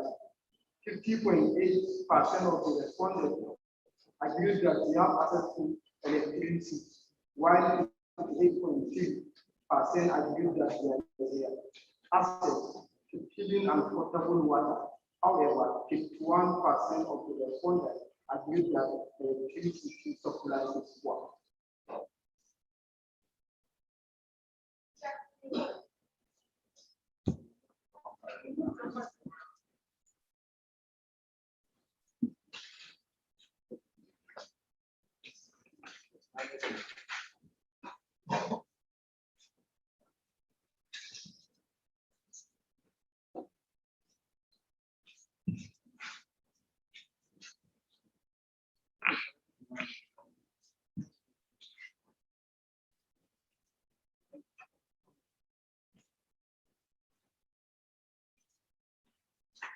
Good afternoon, ladies and gentlemen of the press. My name is Dr. Benny, and I'm speaking for African Human Development Center. Akwa Ibom was selected as one of the areas for data collection at community level. The strategic location of the oil resource in the southern region of the country exposed youth and violent extremism. Examining how we have been affected by COVID-19 pandemic, therefore, provided useful points on how the livelihood of young persons can be enhanced. Using focus group discussion and random sample setting, the data was collected from selected communities within December 2020 to February 2021. Based on the population of the state and the population density, a total of 2,386 respondents were identified as the target sample size. The findings from our 64% of the respondents, about 7 out of 10, agree that COVID-19 had a severe impact on living conditions in their communities. 3 main ways through which the COVID-19 pandemic affected communities were hunger, poverty, and insecurity. So in our 5 communities, 8 out of 10 people living with disabilities, so they expressed that their welfare was severely affected by the COVID-19 pandemic. Availability and access to public amenities in the communities remain poor, as 59.7% of the respondents, that is 6 out of 10, said they were not satisfied with the quality of public amenities and services in their communities. Despite the availability of educational facilities for basic primary education in the community, out-of-school cases remain high in these communities. 2 out of 5 girls are out of school, while 1 out of 5 boys are out of school. Thank you.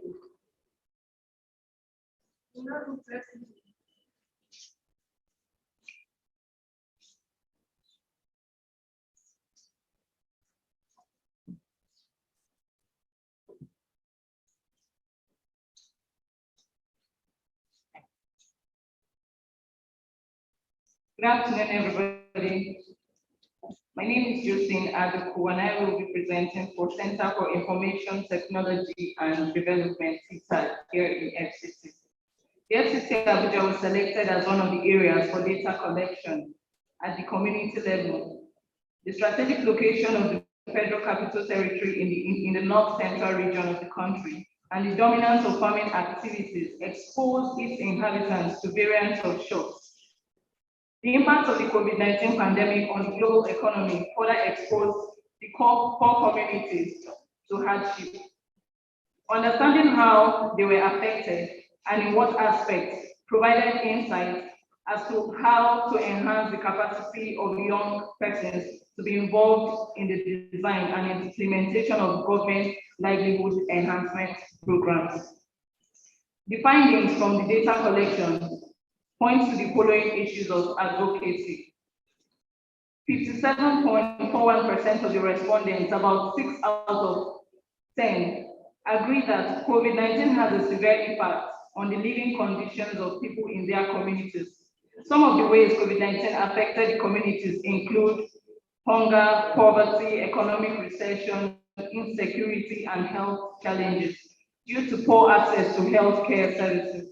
Although 13% of the respondents surveyed in the communities are people with disabilities, 91.7% of them are young persons.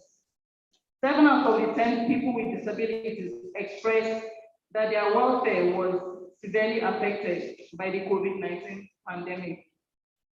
Access to healthcare, education, and community policing helps to build resilience against health shocks. Illiteracy and insecurity. Evidence from the data collected from FCC shows that the COVID-19 pandemic exposed the vulnerability of healthcare systems, worsened targeted outcomes for school enrollment and attainment, and increased cases of gender and domestic violence. It is also the reason FCC has high rate of maternal mortality ratio, because women of productive age who need antenatal care lack such in remote places. Their last resort is usually traditional birth attendants. The availability of public health care facilities in the FCC is low. Of the 5 communities surveyed, only 33.6% of the respondents agree that there is a presence of primary health care center within reach. Yet, 53.5% of the respondents noted that these facilities are not easily accessible by pregnant women and nursing mothers. Despite the availability of educational facilities for basic primary education in the communities, out-of-school cases remain high in these communities. 3 out of 5 girls are out of school, while 2 out of 5 boys are out of school. To enhance the attainment of school enrollment and completion in line with the SDGs, implementing safe school initiatives and expanding the space for e-learning will be relevant.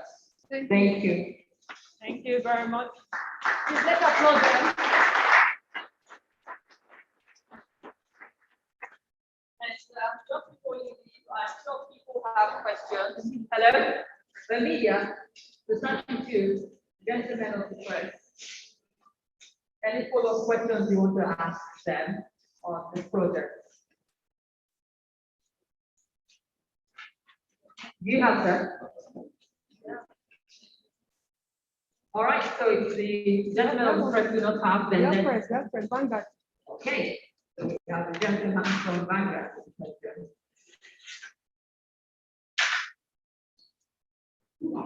My name is Gabriel Iwebu from Vanguard Dissemination. Yeah, I'm taking time to listen to the report. And, my question is,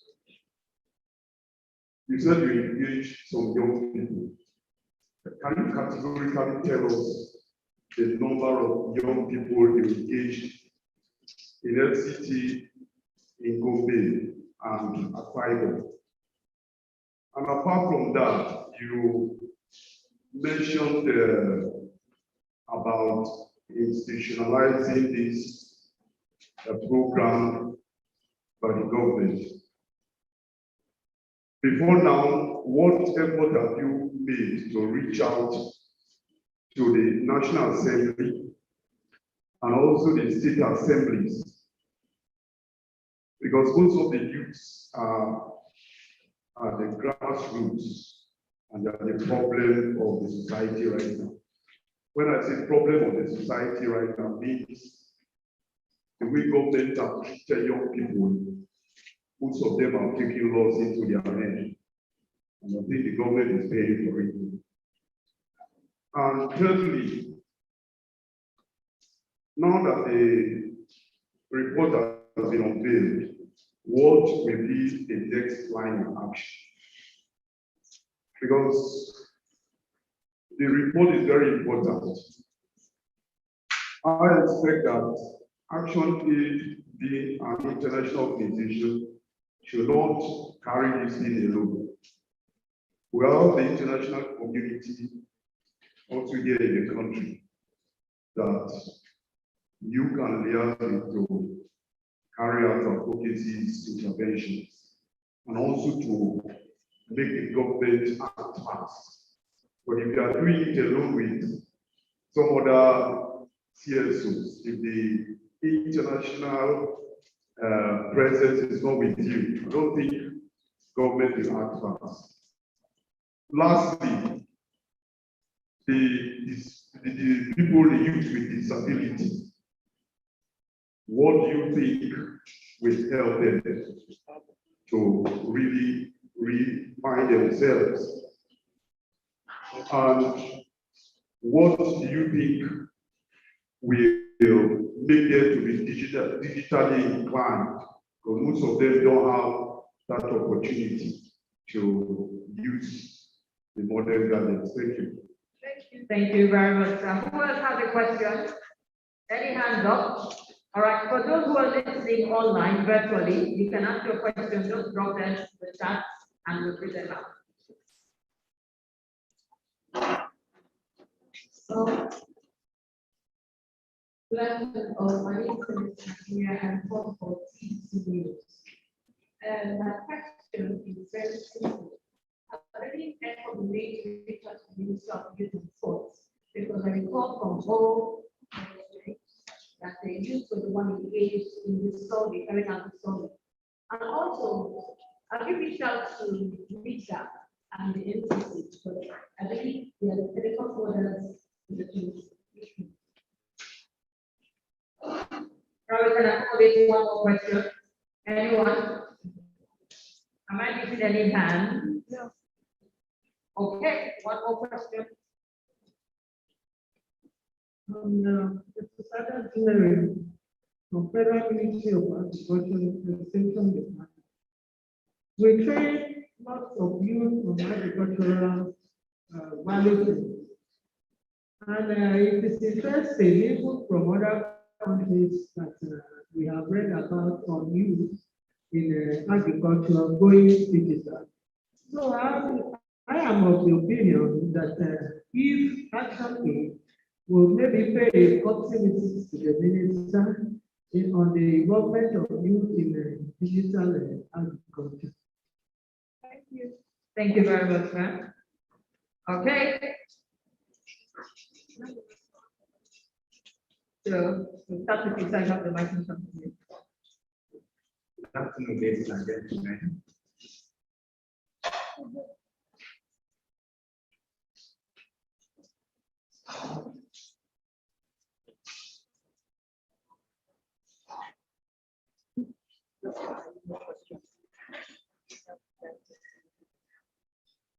All right, good afternoon, ladies and gentlemen.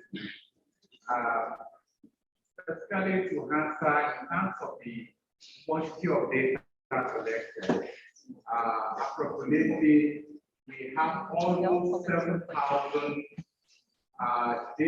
citizen data collected from Akwa Ibom State, Gombe State, and FCT. Specifically, Gombe State has 2,133 data mostly collected from young people. And we carefully selected a state where we have this data to have a fair representation of the demography of Nigeria as a country. Having Gombe State to represent the northern belt, and we have FCT as the middle belt. And if you agree with me that Akwa Ibom State also has a very fine resemblance of the demography that the southern part of the country will capture. So specifically, the analysis done today is based on the inference drawn from 7,000 citizens data analyzed. And the best thing about this project is that these young people collected this data by themselves using their devices, Android, and an app which is called Magpie. Magpie is an app which guarantees quality data collection, analysis, and processing to ensure that the kind of logical conclusion drawn from these data collected and analyzed are quite fine and they are tested over time. So, like I mentioned earlier, these data were collected from the communities themselves. So there's no issue around custody or falsification of data because these young people by themselves on their own initiated the ideas they drew upon and they collected this data. And one beautiful thing about the app use is that you cannot be in Eket and claim that you are somewhere in Gombe. For instance, believe that you are collecting data. The geotag will expose you and we can verify the specific location where this is collected. So in terms of data collection, that is how we went. And we have over 7,000 units of data collected by this young people. In terms of the stakeholders that our colleagues from TBC mentioned, we work with the relevant ministries, departments, and agencies.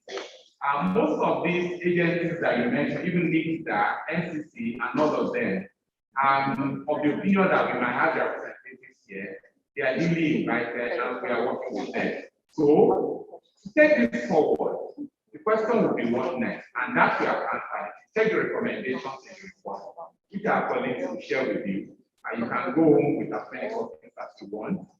We are making the proposition that the youth body that we have is something we cannot joke with. We will be sitting on a keg of gunpowder if we have more than half of our population and their own products. Then you agree with all that prosperity and criminality in a way they go together. Where there's no prosperity, criminality and crime be on the increase. And that's what we are experiencing today. May we also reiterate again that a lot of small, medium scales and enterprises do their things on social media, particularly Twitter. I'll tell you in the last 72 hours or 96 hours that Twitter has been banned in Nigeria. A lot of young people have become unemployed. Some of them are out. What do we do with that? We are cutting crime and criminality, and that's not the way to go. I hand out the mic to my country director to our question.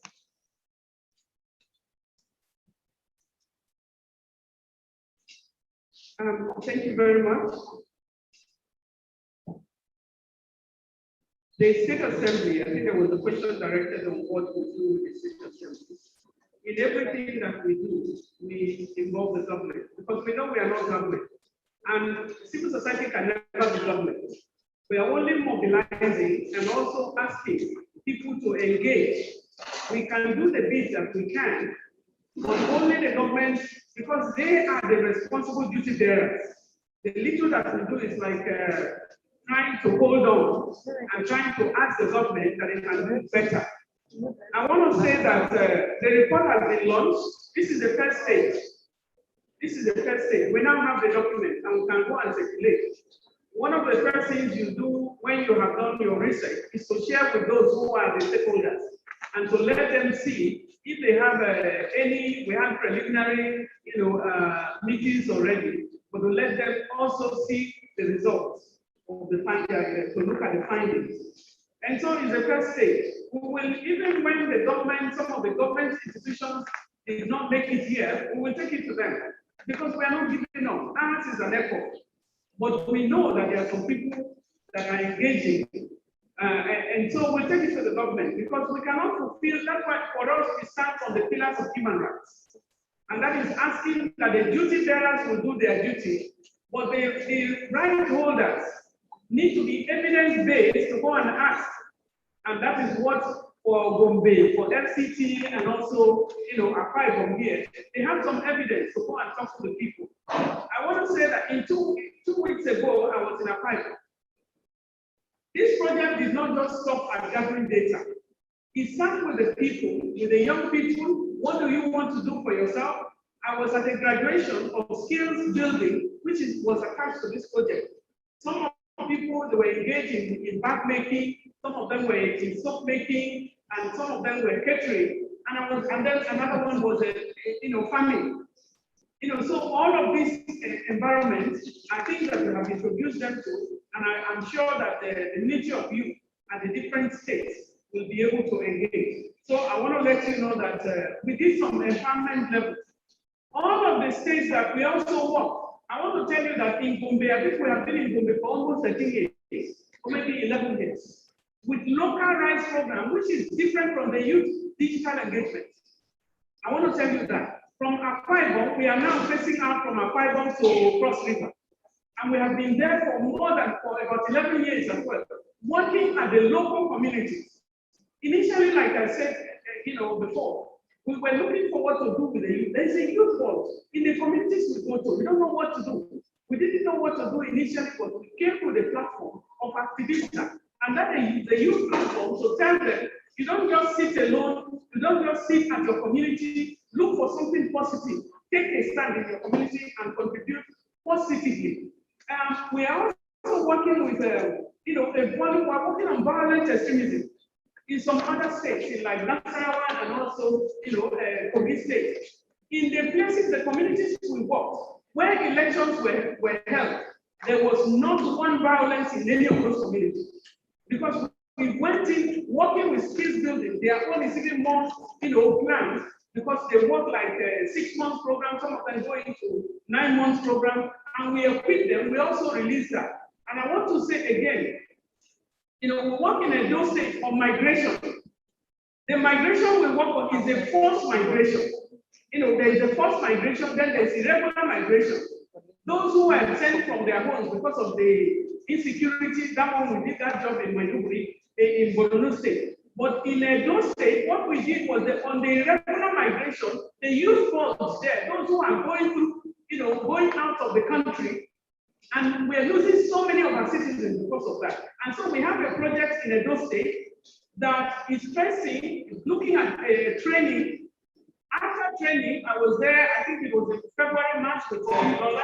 We were there in February to graduate about 1,000 young people. And for each of them, we divided them into 50 cooperatives. And with them, each of the cooperatives were given 650,000 as their capital to take off. And we gave them full equipment and also rented accommodation for them for 1 year.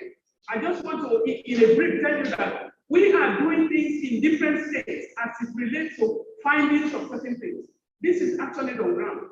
working with our development partners and also some donor agencies who are willing to do something for the young people. The next batch in Edo State have just started. Another 1,000 young people are going to be empowered. And we had a phase 1, this is phase 2 of the migration, because we went to that area to focus on their profile, on their issues about those migrating outside. We are not saying don't migrate from Nigeria, but be qualified to migrate. You find a lot of people, a lot of countries that have opened their doors to Nigeria. If you are qualified, if you are a nurse, for example, if you are a medical doctor, they open their doors. Nobody is hearing about that kind of migration because they are welcome. But when they go to their borders, those who are not qualified, and what we are saying is that we need to qualify Nigerians. We are asking that people get qualified and make your decision. It's a world is a global village. You can live anywhere in the country, but live with dignity and don't, pull your life in. The youth digital in agriculture. I'm happy to tell you that actually, by the power of the minister, actually Nigeria is chairing the steering committee on gender responsive, gender mainstreaming, of the agriculture because of the national gender policy, implementing the national gender policy on agriculture, which is the first of its kind, which was launched by the minister 2 years ago. And so we are there. We'll be linking up our states because we work in about 22 states. On local rights program, we are in 13 states. And on those grounds, we'll be linking up with the Ministry of Agriculture. We work, actually it also hosts SWOPON. That's a small scale older women farmers. And they are all over the country. We host their secretariat actually free of charge. We build their capacity. We're working with Ministry of Agriculture. Federal Ministry of Agriculture has given a lot of equipment to women farmers. And also, SMIDA, they've given a lot. So we are working, we are engaging the government. We are not saying because we are civil society, we want to challenge the government, and so we are not doing that. We will challenge the government when we need to challenge them. But we'll be evidence-based. But when the government wants to engage, we organize ourselves and we engage with the government. And we are organizing at all levels, across board. One very unique project that we did was with CITA, which the representative is here seated. It's training of the youth on digital, and we have been able to digitalize some of the communities. And the last commission on the status of women was attended from the villages where they were standing, from the digital center. In the FCT, we have done that. We have not been able to do it with so many communities. But we are able to do that, and young people who are in those communities can engage digitally, with the world as well. COVID-19 brought us down seriously, that the division between the poor and the rich is also huge. And so, not the rich, it's not the rich people's children have their computers and so on, and their radios, and they can engage online platforms and all of that. But the poor have been left behind. And that's why we say the attraction to digital complement will be something. So we'll continue to engage, and we're happy with our partners here. We were so many times with the National Human Rights Commission, the youth themselves, they have been working with us. The executive director is not here, but my team, we have been there giving briefing to the National Human Rights Commission. We pay attention, we need Nigeria to pay attention to the youth. We need to channel their energy. The youth population, which is more than 62%, is a blessing. It's an engine room for development, and we need to develop. Whether it's somebody, a young people, they are from Igbo, they are from Yoruba, they are from Hausa, they are from the far north of Birom or from Agatu, they are all children of Nigeria. And what we ask is that we need to harness our resources because we are in. Thank you.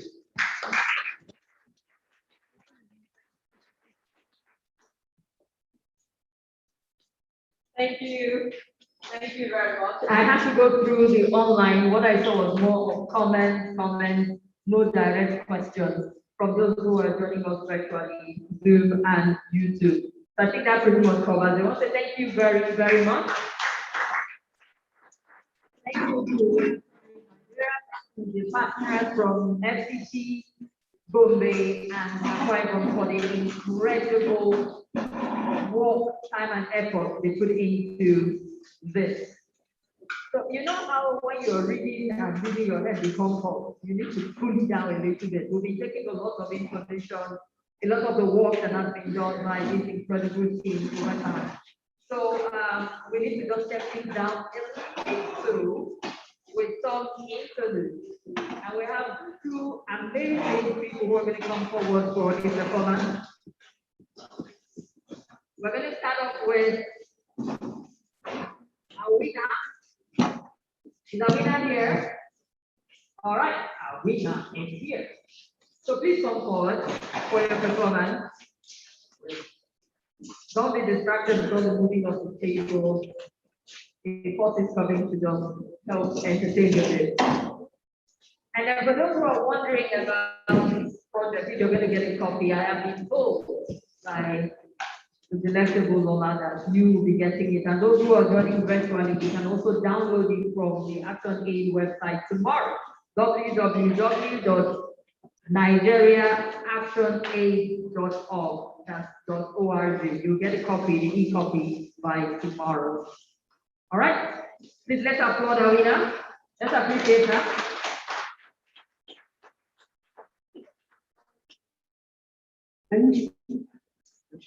Be inspired as unison. Today I stand. I stand on the clouds that once seemed far-fetched. I stand on the clouds I was told I could never, ever, ever reach. Be a good little girl and stick to the ground, they said to me. Dance to the music we play for you, or else you will face the music for trying to stretch beyond the boundaries we set. But today I stand on the pinnacle I have set my eyes on. You see, it is no crime to believe that you can climb higher than you thought you could. I have what it takes to muscle past empty prejudice and stereotypes aimed at the gods of go-getters. I am a woman, imbued with potential and ready to break forth. I did not come to be sidelined, and you will not find me in the midst of spectators, and I shouldn't find you there either. I am a woman, imbued with potential. Make no mistake, I am a change maker, finally stepping out of the myth that leadership is alien to me. I am a woman, and I will do the best that I can. I am a woman. The city doesn't need to understand how I am able to stand. The world needs me to stand. You only need to stand, and I will do just that. Thank you. Thank you very much. Incredible, and a change maker. I want to believe that is all of us. I am a change maker myself. Thank you so much, Awina, for that. And next is Samaj. Is Samaj in here with us? Oh yes, he's ready. Let's appreciate him as he comes forward.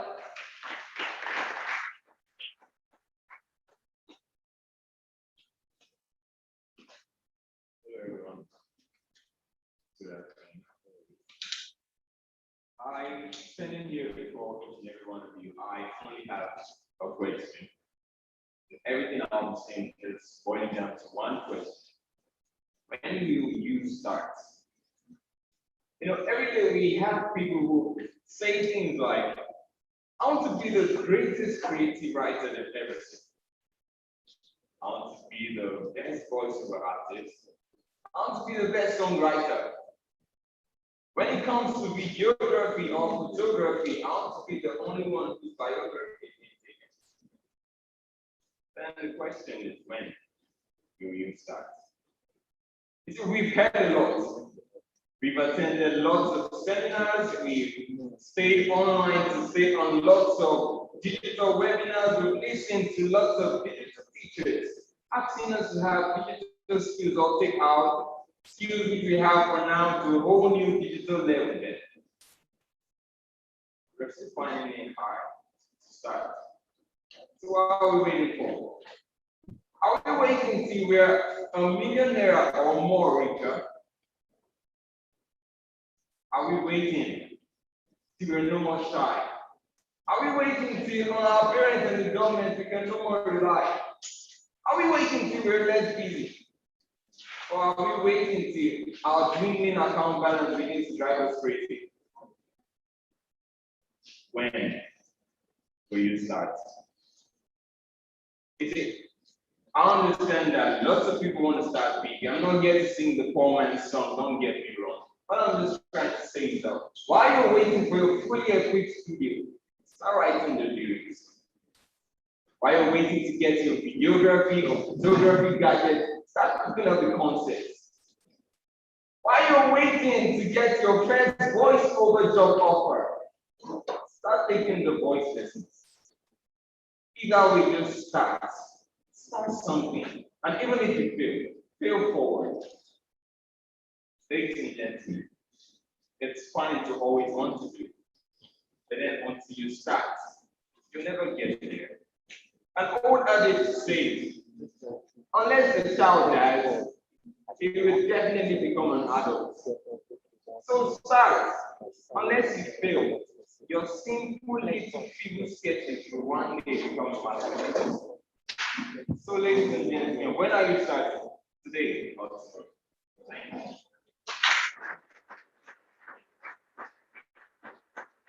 Thank you. Thank you so much, everyone. I think seeing that we have 20 to 29 the largest in the house, it's going to help people to say, when will you start? I want to believe the best time is now. Yesterday, because now is the good time to start at whatever it is that you have set your heart and committed yourself to doing. Now is the time to do that.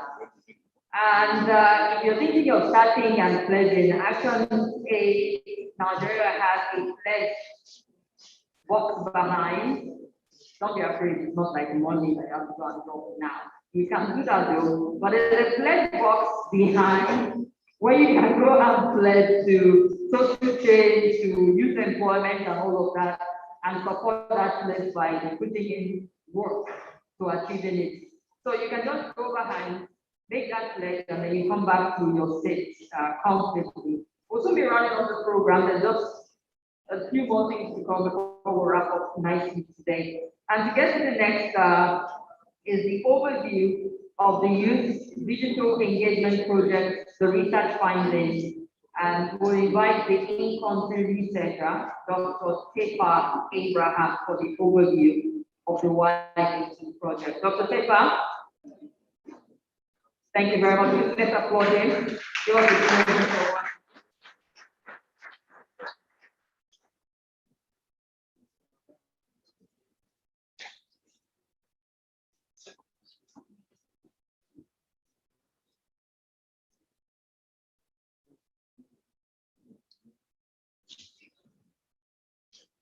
Hi everyone, it's a pleasure to be here. I'm so excited to see Kali, Josie, Dorcas. I just saw myself in there. I remember when I visited Bombay at the Five University, it's good to see knowledge transfer. To me, that I will never forget what I just saw. Each of them was like me. I almost said there's nothing but summer. So because of that, they've really done very good job. So I'll cut everything I'm doing from 50 minutes to 6 minutes. So I wish I can control this myself. So I'll move very fast. So just show you areas that we need to be highlighted, that we should highlight. So once again, my name is Tepa Abraham. I'm the architect in economics, and I serve as the in-country researcher for this project. So go straight to the graphs. So like I said, I will just emphasize the areas that is left out. I know this is very broad, but what I want you to see here is how COVID-19 affected the Nigerian economy. You see the graph you are seeing, this red line you are seeing down here is for the transport sector. And you can see that COVID-19 affected the transport sector negatively. Anything to the right is positive, and everything to the left is negative. So COVID-19 affected the structure and the functioning of the Nigerian economy by sectors. But ICT had an opportunity in 2020 Can you see the orange line for ICT? ICT is the first one on top. For 2019, ICT grew by 10.18%, and in 2020, ICT grew better. ICT and finance were the sectors that really grew in the context of COVID-19. So what's the message from this slide? The opportunity from the digital space cannot be overemphasized. So while you and I were saying things were hard, people were able to cash in on the digital space, did not complain. So next slide, please. Yeah, skip. Keep skipping. Okay, go keep going. Okay, great. So in all, we all know the efforts that the federal government put together, right? To gather as much funds they could gather so that they can package and fund COVID-19 intervention fund. Ladies and gentlemen, I'm happy to inform you that the Federal Ministry of Finance, through the budget office, put on their website that the total money available for COVID-19 fund was 500 billion naira. And one very good way to be a good analyst, ladies and gentlemen, use data from the people who generate the data. So this 500 billion naira was the total fund reported for 2020 by the budget office as COVID-19 intervention fund. How did this intervention fund impact on the economy after COVID-19 has hit us hard in 2020? So let's see. Yeah, keep going. The next, just keep going. The next graph. Great. This is the graph I'm looking for. So don't forget, ladies and gentlemen, the 500 billion COVID-19 fund was used across sectors. It was used for even roads, it was used for social intervention projects, it was used for job creation, youth empowerment, it was used for building a resilient health sector, it was used for several projects. But in all, put together, how did this affect the Nigerian economy? For those of us who study economics, mathematics, statistics, anyone with numbers lover, we want to measure impact using figures. So recall that the first graph I showed you had just 2 bars, 2019 and 2020.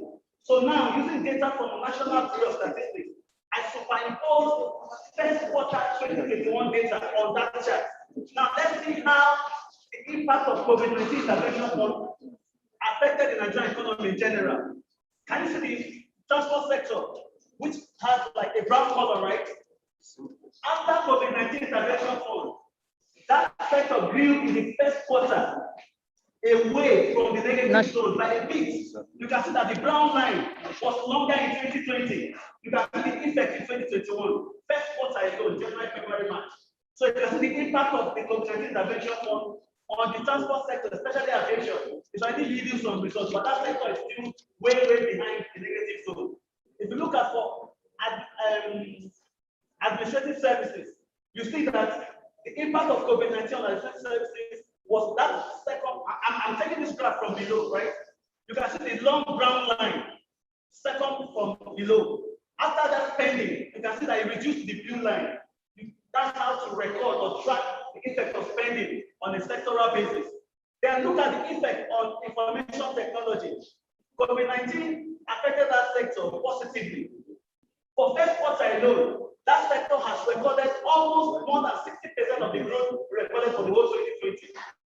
So taking advantage of the digital space is one area that you all want to take a look at in terms of taking in your innovation, your projects, and any entrepreneurial skill you have. One sector that has not been enjoying the effect of the COVID-19 intervention for is financial services and the insurance sector. And if you take a look at the graph from the top, the second one, during 2020, that sector grew by the brown line, depending on your eye color now. Mine is in brown. But look at for the first quarter of 2021, that sector recorded a negative growth by that small blue line you see there. And what are the factors responsible for this? The implication of this is that Nigerian interest rate is still very high. The entrepreneurs that are expected to go to the banks to get access to finance to become actual entrepreneurs, the space is not expanding as much as is expected. And for most of the economies, it's very simple. That's because of the almost 18% inflation rate that has been retained for the last 12 to 13 months. So long as the inflation rate is high, CBN's monetary policy rate will remain high. And banks we add inflation to interest rate and cost of fund administration. So by the time you borrow 100 naira, you are paying back 30% of that loan. So however beautiful your ideas are, you still cannot be able to repay bank loans for business. So the only source of funds you have for small businesses is Empower, CCT, and the selection process for that is not as scientific or as transparent as you might wish. So it will still be random, and those who will collect the money will not people use it for the business. It is the children and cousins and nephews of those administering the fund sometimes that end up getting those who are targeted by those funds and those who actually don't need it, and all this stress just end up affecting people's idea in terms of implementing business. So this is how this whole thing plays out. Now, if you look at the agricultural sector, which is 1, 2, 3, 4, 5 from the top. Agriculture, because of the National Home School Feeding Program and all the food businesses that were open during that COVID-19 period, we expected agriculture to grow tremendously, but there was a disconnect between using the food that farmers produce as palliative compared to buying what was imported as palliative. What was supposed to be done that time was to use the corn that farmers harvest, the cassava farmers harvest, the potato, the cashew nut, everything from farmers, buy it up from them, use it as palliative. But what happened was that most things that were bought were already packaged. Let's not market any product. Noodles, processed baked. It will not go back to farmers. So as you are paying, what farmers in Jos, in Benue, in Ekiti, in Lagos are seeing is that they are harvesting and nobody is buying up. So you have high level of harvest. So this growth of agricultural sector becomes stunted, and there's a disconnect between COVID-19 spending and the impact in driving out people out of bringing people out of business. For those of you who are businesses in rural communities who are into farming and the rest, what can we do with digital space? Let them be your plug, the way we say as young people in the social media space. By the time they bring back what they have taken out, help them snap their goods from the village. Market on your Instagram, market on your Facebook, market on the other one they took out, and you have better markets for them so that they can, be able to have more access. So basically, what you learn from this graph is that the impact of COVID-19 intervention on the economy, to be honest, the government was commented. It's actually recorded some growth in terms of helping to reduce the negativeness across all sectors that were recorded in 2020.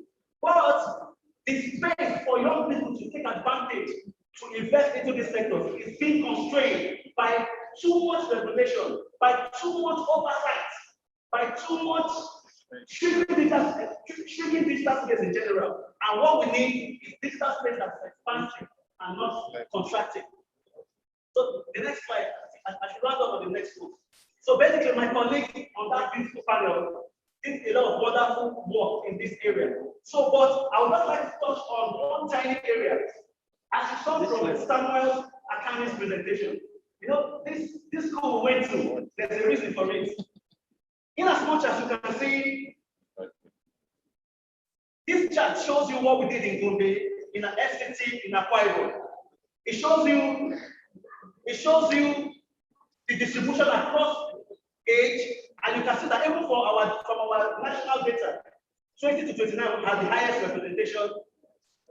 And you can see that females were 49, males 51, and then you can see how it goes in terms of the impact of impact of COVID-19 on persons with disabilities. But one thing you will not see,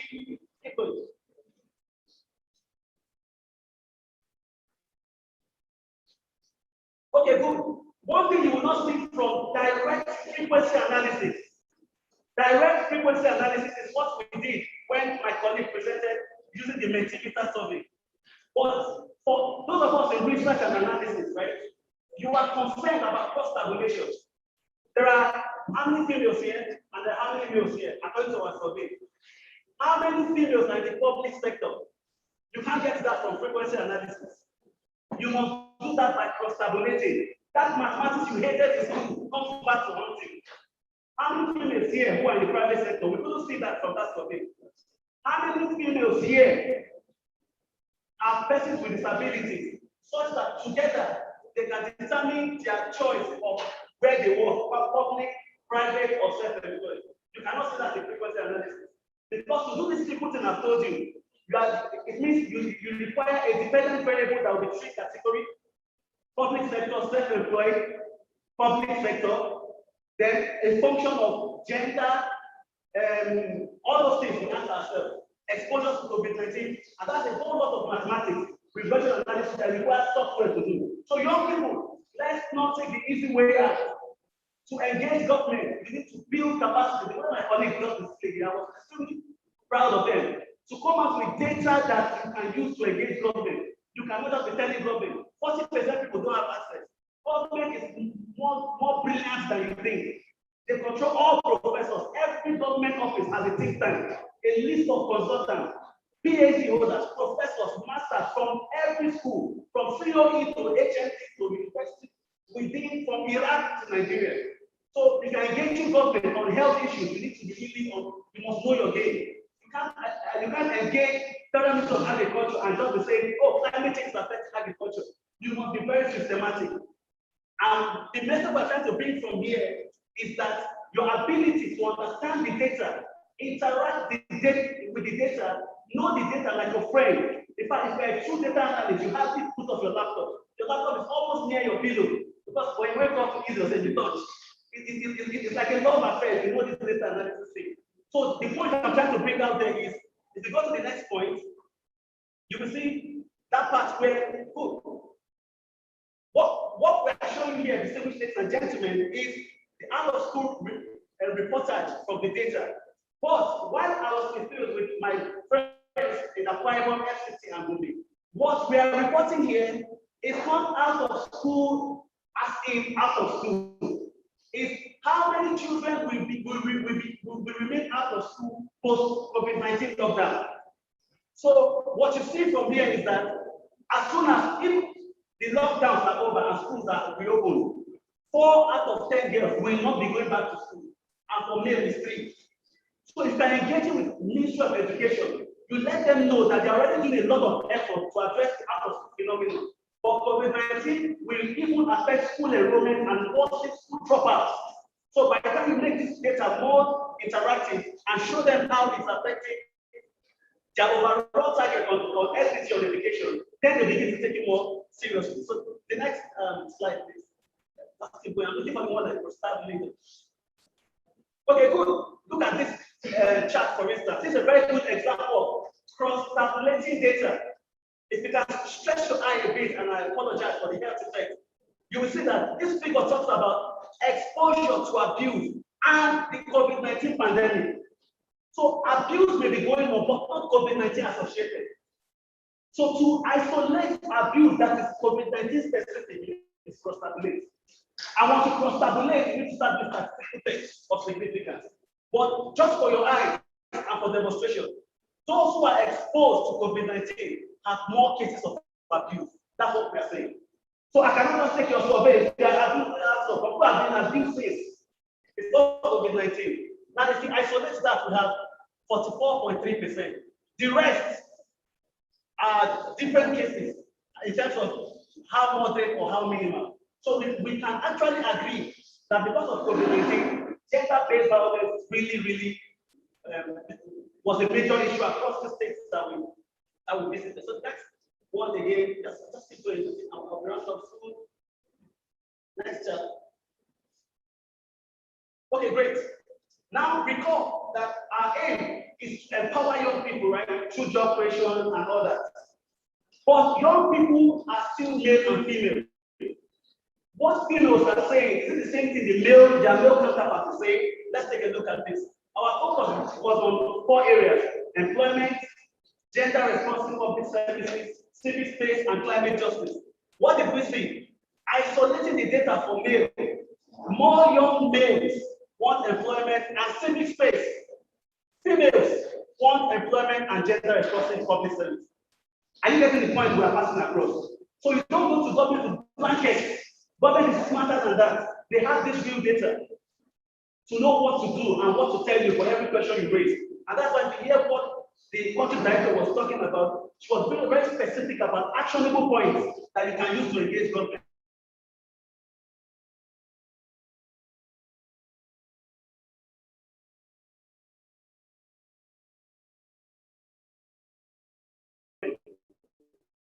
You don't go to government half-baked. So, in other words, for young males, the sooner government start taking their involvement in the civic space seriously, the better for government and for governance. For females, putting in place public toilet is not enough. Putting in place lift is not enough. Putting in place access to loan is not enough. Are they female specific? You don't need female specific needs. Loading in government budget, training for girls, women and girls is not enough. Is it in line with what today's female girls and women really need? For instance, Federal Ministry of Women Affairs.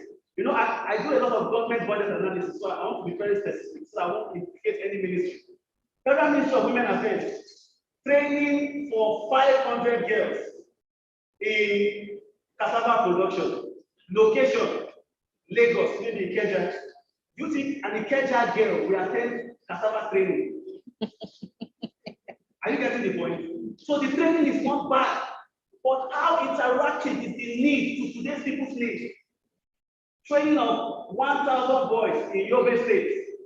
Guess what? For YouTube video shooting and making a short video in Yobe. Another one, training of 40 young boys on how to use digital camera in Maiduguri. This is what you find across government budget, and I've been analyzing this since 2012. So that kind of blanket provision of program will not work. So if you are going to government, you let them know that this is what you do that is not working. To make it work better, make it to be tailored, make it to address specific needs of young persons. So that's what you get when you cross-tabulate the data. Okay, now you know what the earlier graph you saw was for male and female. Now taking everybody together in terms of what young people actually want. Young people want employment and what? Gender responsive service. That's what you see by the blue lines. Okay, and then next to that is civic space. Young people want inclusion in the civic space. So anything you do to exclude them, you are worsening the social framework for protest and revolution. Okay, next one. Great, I'm happy to see this. So let's keep going. Now, the point we'll be making is that the digital space offers a lot of opportunities, right, for young people to engage. Government is doing its best, so don't ever underestimate that government is not trying its best to meet young people's needs. In fact, you'll be shocked if you go to ministries, department agencies, what government is doing on this digital scale to reach young people. But what we are saying is that the seriousness is not commensurate to the actual disadvantage that you face today. I'm not going to check out, I've said this point again before, and I'll repeat it again. I'm not going to see how seriously we take COVID-19 messaging. NTA, we almost give half of their screen on COVID-19 information. Every radio station, all of them, every TV station advertises, let me say, like corporate social responsibility on COVID-19. Until we take youth unemployment like that, there will be no way out. There's a code for COVID-19 today, 6232. What is the code for young person who wants access to loan? If you don't push this thing to, it was easy when we say, hey, what your smartphone, go to Mentimeter. I was hoping somebody will say, trust, I don't get data. I was looking at your face, but nobody did that. Because in reality, you and I, see where we are sitting. How about those people that doctors and colleagues went to visit in the rural areas? Their phone will not have that internet. But what their phone can do is send SMS, and it can work with 6232. Send 6232. If you are a girl 18 to 20 and out of job for 2 years, no program like that. Send 112 to 434. If you are male 45 and above and be unemployed for 10 years, nothing like that. Until our digital innovation becomes that micro, most likely everything we are saying will not go to the surface. So this information is on NCDC website. Okay, next slide. Next slide. Good. If you go to Central Bank website, this is what you will see. As soon as you open Central Bank of Nigeria, this is what gives you, this is the page that visits you. What does this show? It shows that Central Bank is prioritizing Nigeria Youth Investment Fund So this is what I mean when I say you want to engage government. Don't go with half-baked information. You might almost be embarrassed. By the time they finish answering your question, you look like you were not prepared. So you must engage them with this type of analysis and knowledge. So central bank is showing you that we are prioritizing Nigeria Youth Investment Fund. And what does Nigeria Youth Investment Fund means? It is an initiative of the run by the Federal Ministry of Youth and Sport, funded by the Central Bank of Nigeria.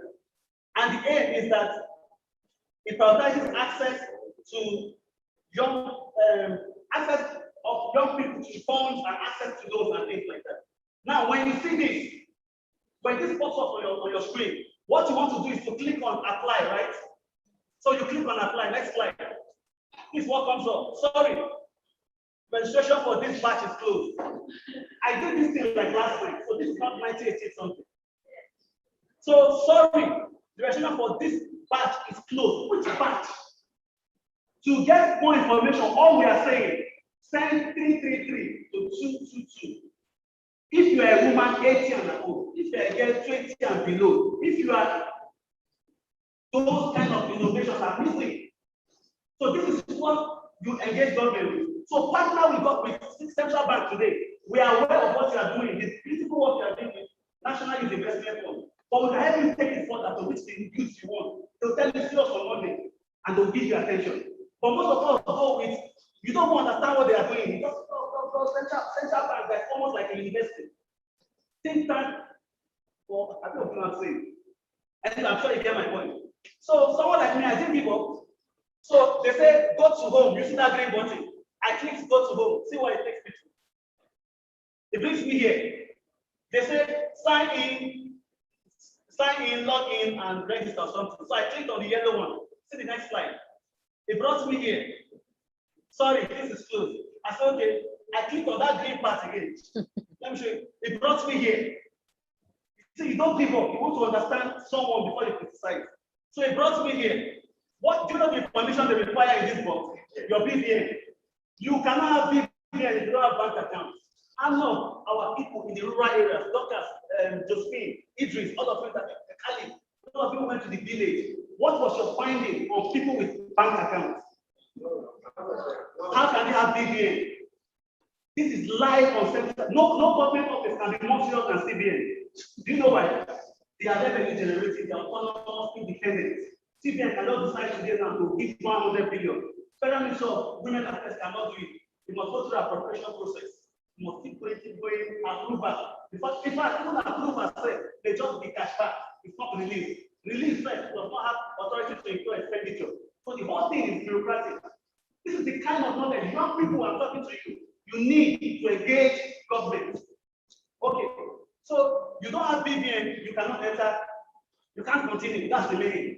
And no BVN means you are financially excluded. Your financial excluded means you are highly financial illiterate.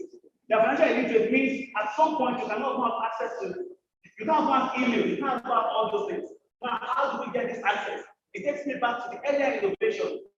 Digital platform, don't look at it as on social media platforms alone. Think of our people in the village. Think of Amina in Zapala, near the border. Think of Umi around Gabaru, Boronu border, near Chad. No internet is strange, but they have the normal basic phone. Are you a girl today, seeing your period, and you can't buy one? Send two to know the nearest government hospital to you? Nothing. That's what we mean by access to government programs. So we must stop making these people look like big tech. Otherwise, very soon we become people us as them. We are doing these things for the people and not necessarily for ourselves. Engaging the people also to know how to operate gadgets will also be important. So let's go. Let's go. All right. Then I went back and clicked on the other button. They asked me to register as a fresh user. Then you see this part is also somewhere asking for BVN. And you know why for CBN, BVN is important. CBN is the financial master of the country. Is the apex bank of our country. So if you don't have a financial footprint, hardly can CBN help you. Because your address that CBN is not your home address, it's your bank account. CBN wants to see the volume of transactions happening in your bank. Savings, debit, credit, savings, debit, credit. Some of you banks have sent you free messages, and you can borrow 200,000. Your bank balance was zero. They didn't give you because you have bank balance. They are giving you that loan because the activity in your account is high. You get 1 million, finish less than 2 million pounds, finish. Bank like you more than you. Who give 100,000? January month, remember that the first. 100,000, you so expect 130. So bank is looking at even if it's your husband, your sister's husband. Say, okay, how much do you need? Okay, we'll get back to the wounds. But you, Amina or Stacy or Chinyere, you 500K hectares business, debit, credit, a lot of activity. Banks look at you better. So this is the point we are trying to make. Don't forget, we must innovate our digital products to accommodate our different level of development in access to internet phones and devices. Next slide, I think I should put. So great. Finally, many youths who have been affected by the COVID-19 pandemic only require sometimes 20,000. What is the startup capital for POS business? Sorry? 50,000. That 50,000 is from whose 5 months salary? Lower than minimum wage. In fact, I don't even know what to say. So until we innovate to address this kind of thing, it will be difficult to take advantage of this space. So, ladies and gentlemen, I thank you for your time.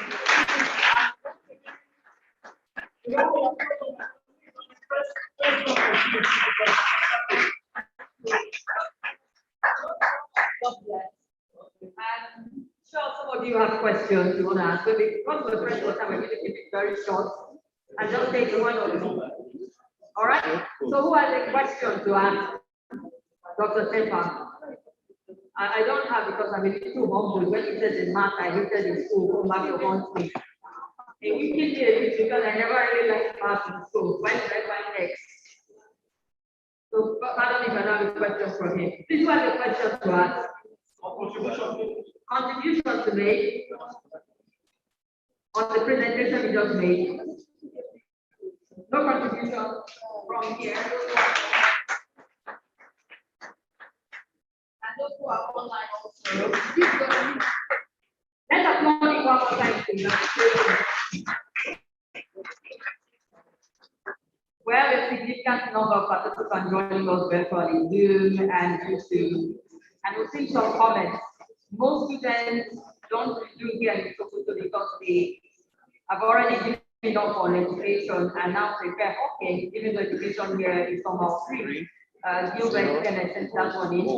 The rate at which our youth are dropping out of school is quite shaming, alarming, I beg your pardon, and cause for serious concern because it will affect the future of the nation negatively. So we have people who are listening online, who are contributing, sharing their thoughts with us, and we just need to acknowledge that. You're right, a lot of students dropped out of school because they couldn't get support from the benefactors who are also going through tough time. We'll try for more and send that one again.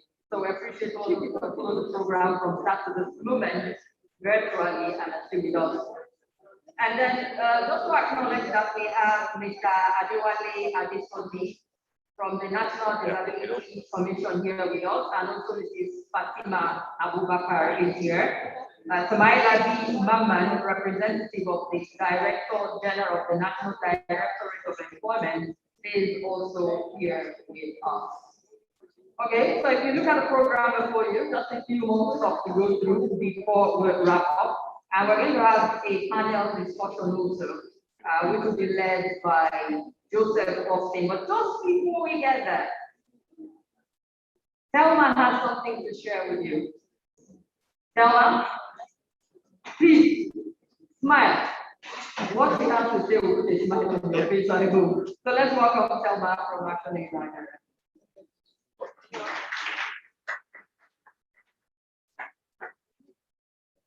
Good afternoon, gentlemen.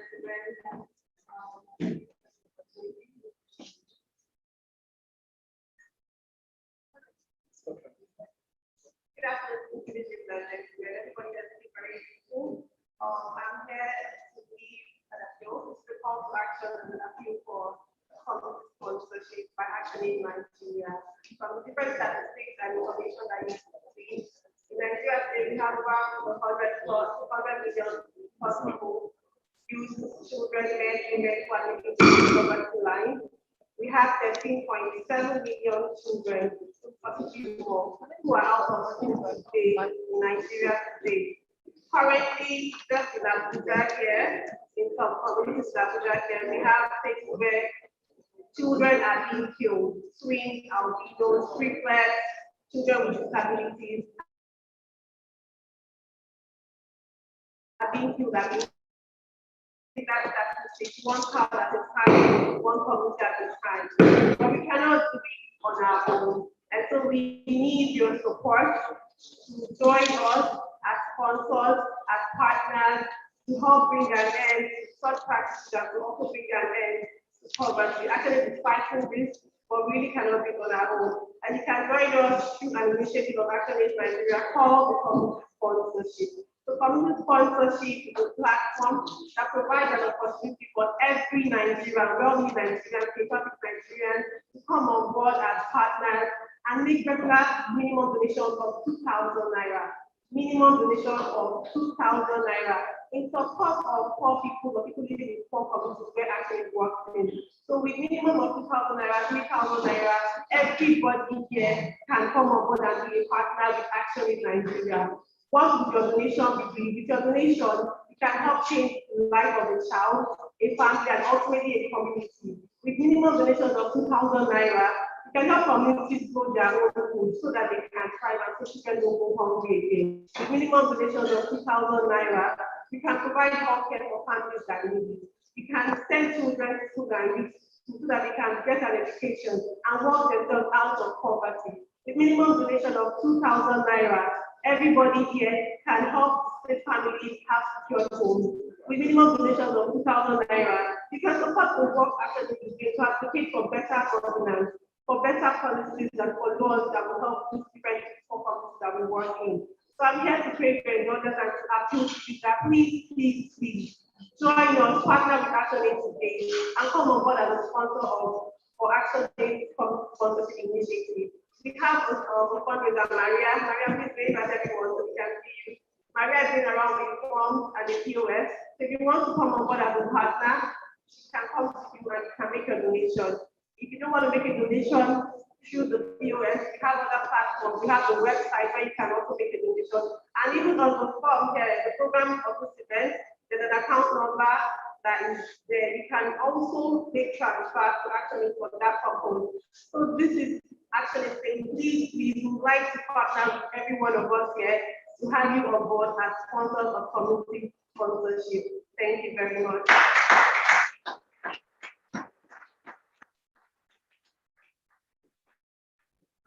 Thank you so much, Selma, for that. And if you look at your program behind, you can get more information on how to sign up, find out all the bank details. If you can't do it here, you get it from the back of your program and support what you're doing. So now that we have that done, it's time for the panel discussion. And it will be led by Joseph Austin. Joseph Austin, are you ready? So let's welcome Joseph Austin.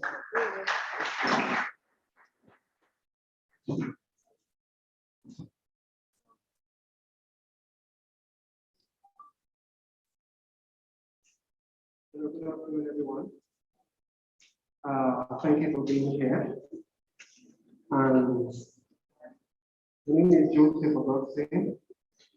I'm the National Coordinator of the Youth Digital Engagement Project.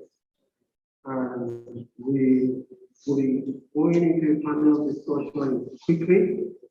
I'm going to be introducing the panelists. Immediately after that, we're going to move this program and we'll begin the panel discussion. The first panelist I will invite up here is the person of Josephine Adwako. Please put our hands together for her. She is a youth champion for the YDE project in FCT. So,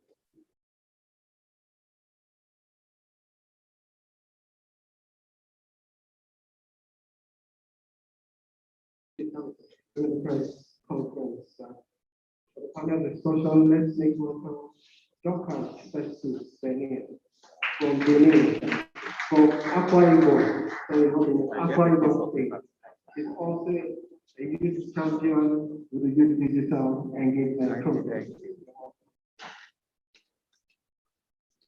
Thirdly, I will be making welcome Khalid Ahmed from Bombay.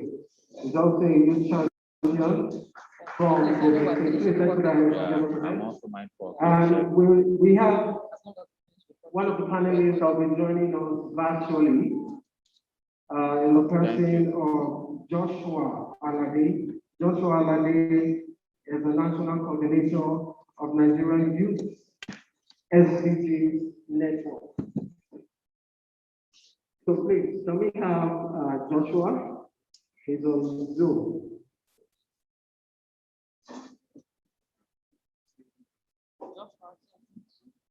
Please, someone help me with this? Help is coming. Thank you.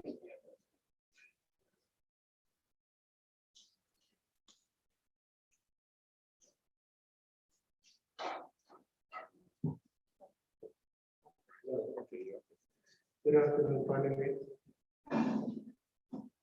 We have Joshua online.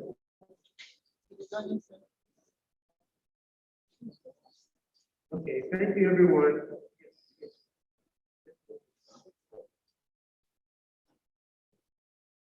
The conversation we're going to be having with this set of young people from our project state is basically saying, with a shrinking civic and digital space, what next for young people? Just a little background before we go into this conversation. You know, despite Nigeria being one of the most populous Black nations in the world, Nigeria continues to struggle with numerous socio-economic challenges.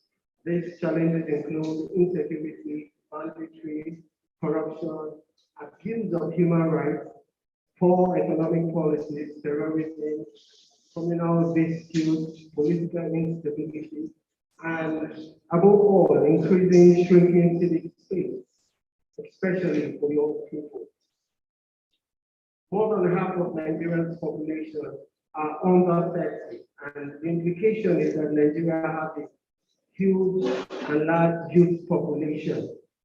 So, and as a result of that, it is important that these young people are taken serious in the affairs of governance and in terms of government programs. The civic space is a political, legislative, and social economic environment which enables citizens to come together, share their interests and concerns, and act individually and collectively to influence and shape policy making. Civic space encourages people to pursue multiple tasks and helps the young people and the population to air their voice.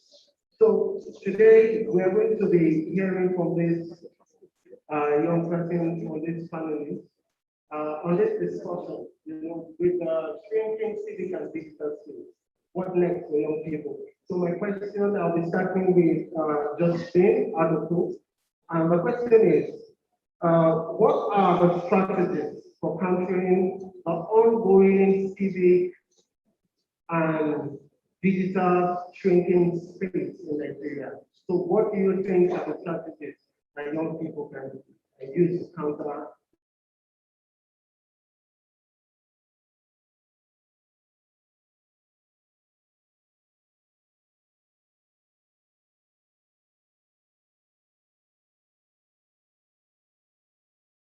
Spaces shrinking. However, we cannot stop, mobilizing and carrying out our activities. What I would recommend, especially for young persons, is that we must continue to engage. And how do we engage? I'd say we should, go to other alternative means of information dissemination, like explore other platforms where we can, pass information, mobilize, and carry out our activities, advocacies, and campaigns. The ban of Twitter is a strong example for the point I'm trying to make. Now, there are other social media platforms that is being used or that can be used for mobilizing and also a channel for advocacy. We should move to that direction as these people are coming up with strategies to continue to pull the youth to, I don't know, let me say like a hole where we cannot speak out, where our voices cannot be heard. We should always look out for alternatives. And as far as that digital space is concerned, where I know it's where mostly digital advocacy happen, there are other platforms that we can explore. Like there's the Facebook. Facebook has now tried to come up with other features that would accommodate youth that may have lost their job as a result of the Twitter ban and other CSOs who engage digitally. So I think we should look towards that direction. Secondly, we should also try to practice responsible digital engagement. By responsible digital engagement, I mean, if we want to pass messages, we want to disseminate information, we should be mindful of the kinds of information we put out there. Now we see that they come up with different maybe laws. Okay, I think sometime last year it was about the social media bill, and we all saw that as a way to monitor and supervise the activities of CSOs, especially. With that, we know the intentions of these people. The only thing we can do is to also play responsibly by watching the kind of content we put out there, the kind of information we put out there, verify information before we put, avoid rumor or any of those things. Thirdly, we should also engage even in the physical space.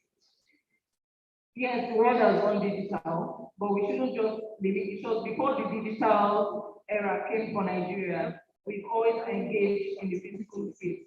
Let's not put aside that physical engagement because we now have that option. And we see how much that platform is also being frustrated. So in no matter the circle we find ourselves, especially for youth, we engage with each other a lot. No matter how small our circle is, we shouldn't forget to always sensitize ourselves, reorient ourselves on the need to always use our voices, no matter how small that platform is. The truth is, we want change, but that change cannot happen in one day. We want change, but we cannot just keep saying we want change in our mind. We have to act. And how do we act?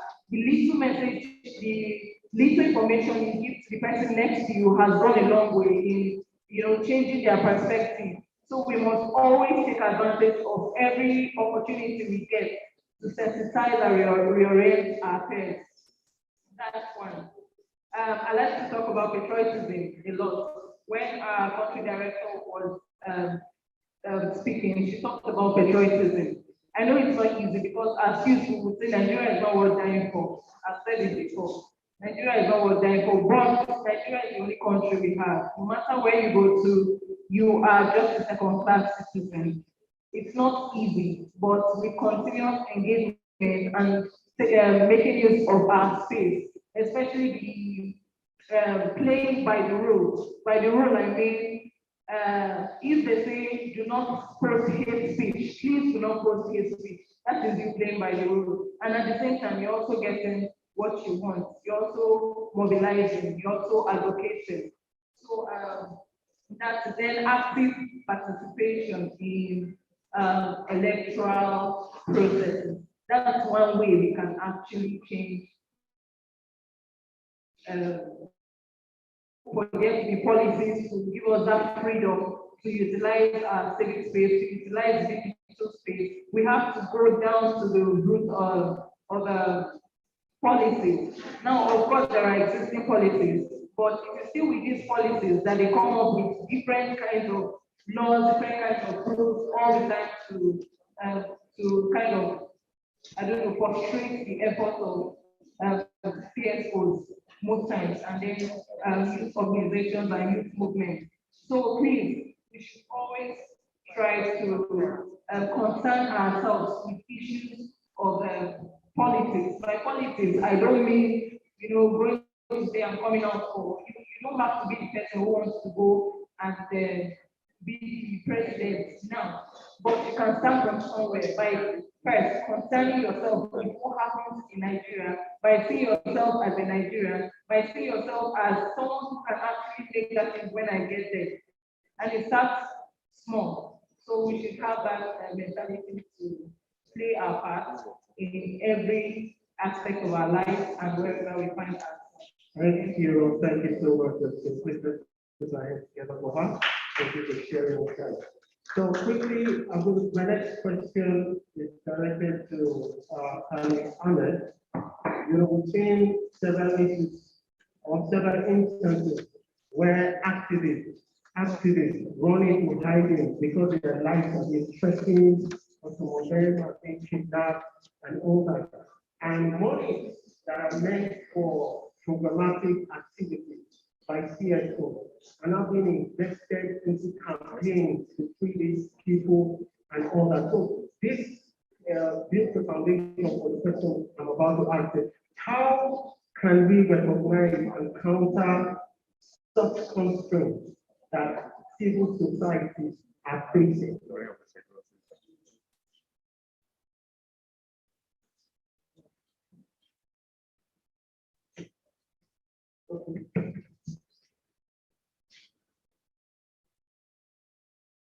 I think civil societies are facing a lot of constraints, which are funding, government interference, lack of cohesion, and lack of access to information. And for the implementation of activities by CSO, you can see that what our people are taking a lot of activities, programs of civil activities that are trying to expose lapses of government. That is what people at government positions are seeing CSO. They are seeing them as people that are trying to expose their lapses. So from there, that is why a lot of CSOs are constrained from accessing the public goods and people at position. For example, if you take one of the issues facing a lot of people in our community, for example, in the country, and you say you want to make your findings and to get your advocacy issue so that you advocate to the concerned stakeholders on the change that you are advocating, you will see that at last, that people in position will just look at the perception of what you are trying to expose their failures in that area. You see, situation that exposes our lapses, areas of education and health. For example, we learned that if students are not going to school, that means that the children are not continuing COVID-19 and that a lot of schools are closed. So that means that there is no any digital tools or provision to teach students digitally, even when we are not. So this situation has exposed our lapses of that. So taking that before the emergence of COVID-19 and saying that we want to have that people will look at it that we are trying to expose their lapses, and this situation has exposed that. So I think that is the problem. Is there needs to synergy and understanding between the stakeholders who are public and citizens. That may minimize the consequences in society. And the issue of most of the CSOs are independent organizations. I can say majority of them doesn't have the source of funding. And our people are not familiar with like fundraising and a lot of issues for organizations to support them in implementation of their activities. What we are always saying is that when you are fighting for change for people, most of the challenges we are facing in Nigeria, you will see that people that you are fighting for change for them didn't understand what you are fighting for. You will see that they will regard that campaign as you are fighting for yourself, not for them. So that is part of the challenges that we need to clarify and put in. Okay, thank you very much. Just want to that Joshua is on me. So Joshua, can you hear us? Hello, Joshua. Hello, Joshua, can you hear us? Hold on, hold on. Oh, okay. So let's move on. Coming to you, this question is to be to answer as a Nigerian youth, and also as someone that has lived in Nigeria as a young person, and to a certain extent can speak about the fight of the Nigerian youth. So the question is, how do young people participate in all dimensions, talking about the social aspect, the economic dimension, democratic, politics, and environmental? How do you think young people perceive that coming into becoming a sustainable future for them? Thank you very much for the question. How can we touch that sector as Nigerians? Young people in Nigeria, to be very good here, there's lots of Nigeria. Some of them I have had friends that are even people away from Nigeria. They said, Nigeria. But for me, I feel Nigeria can work again. For me, I feel it's just in misunderstanding somehow. It can work again. We can achieve that sustainable future. We can achieve that sustainable ACT goal 2030. It's possible. I believe it's possible. If only the government can come together, it would be public sector, the private sector, here to come together in collaboration and say, okay, what should we do? How do we change it? Bring in innovative policies that address the issues that concern young people, policies that affect young people, just like Dr. Depa had analyzed it. You cannot say the government can decide what happens, just like me. My mom cannot decide what I wear. She can't just go to the market and buy something for me. Yeah. Definitely I will not wear it.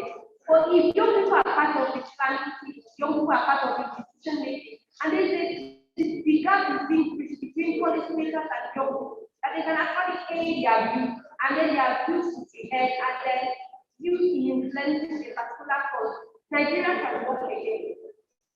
If there is active participation of citizens, if young people are included in civic space, and not only needed when it's elections, not only needed when there is electoral campaign. If young people are part of the process, they are part of from day one, you carry them along, they are part of decision making. You are giving, you are right, being given to them. I think Nigeria can work again.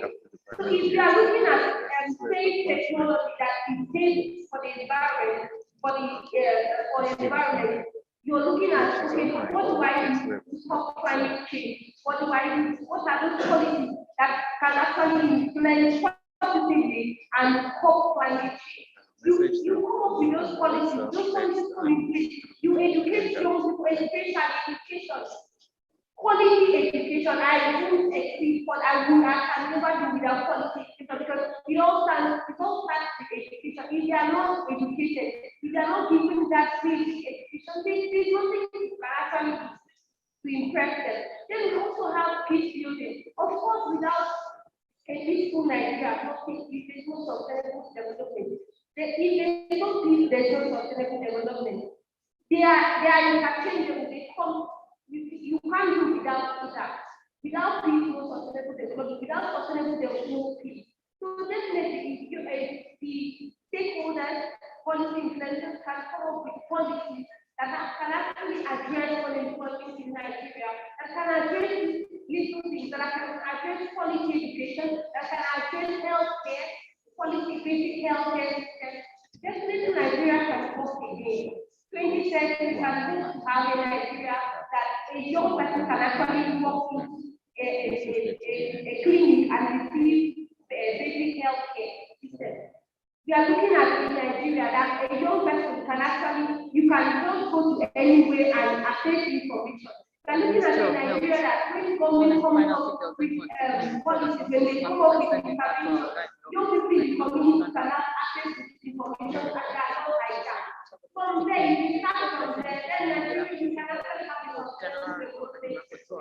can actually achieve that goal by 2030. But outside that, if you are still marginalized, don't look at marginalized, decisions are taken over. And anything we are not part of it, we are not excluded, then we cannot have a serious Nigeria. We can't move forward. Okay, thank you so much, those guys. Thank you to other speakers. What I actually stood out from our conversation so far is that the role that young people have to play is there. And at the same time, we have the role that the government needs to play. You know, we spoke about in your conversations, the period we spoke about collaboration, very important. Spoke about the role of young people and young people see hope in the future. Very important. Just last one, we stopped the first time so that you know. We know the current challenges that young people are facing in terms of civic space, the shutdown, the ban of Twitter, and how it has affected the income of a lot of young people. You know, young people having to speak out nowadays because of the oppression and whatever. My question is, what do you think young people should do differently? I'm just going to take 10 seconds to speak individually, starting from Khalid. What should young people do differently in this current time, challenging time that we are in, considering the fact that they constitute a large number of the total population? What should we do differently? We have our voices there. I think what young people should do differently is organize and unite. Going by projection that by 2030, people below the age of 25 account to 50% Nigerian population. I think you cannot come to change without unity, without umbrella. Young people need to unite themselves under a platform. For example, Nigerian youth actually recognize some youth councils as a platform for representation of young people, which is that I think under such platform, if well utilized, we can call for change and do something meaningful for the improvement in the areas of living. Well, for example, let me take my platform. Okay, that's the car. Let me take my platform that we're talking about. We have a selection of Nigerian youth parliament, which was also domesticated by National Council of People of State, calling the states to establish the functional state youth parliament. And that youth parliament are replica of Nigerians are replica of state assembly at state level. So going by that, young people will have representation in each constituency. And through your representation, your problem will be checked, just like the fact that the resolution of such parliament are advised. But I think that will also serve as an umbrella that voice of young people will have a decision making. Thank you very much. Thank you. Just saying, last words, the young people will be there. Okay, firstly, I think young people need to come to that place where they are intentional about the change they want. And this can be achieved through coordinated mobilizing. There's really not much we can do without mobilizing ourselves. Take, for instance, the ENTAS protest. That's one protest that has started here in the minds of the government. So I believe that when young people are coordinated and can engage the government appropriately, their voices will be heard. Secondly, young persons need to have their capacity built on quality education. Before you engage something, make sure you understand their what they call the modes of operation. So you know how to follow these people and actually understand what you want from these people. So when you're making your case, you know exactly what your demands are. And like my colleague said, unity, there's really no one who can do without unity and understanding. You should be seen as peace builders. So let's be intentional about that.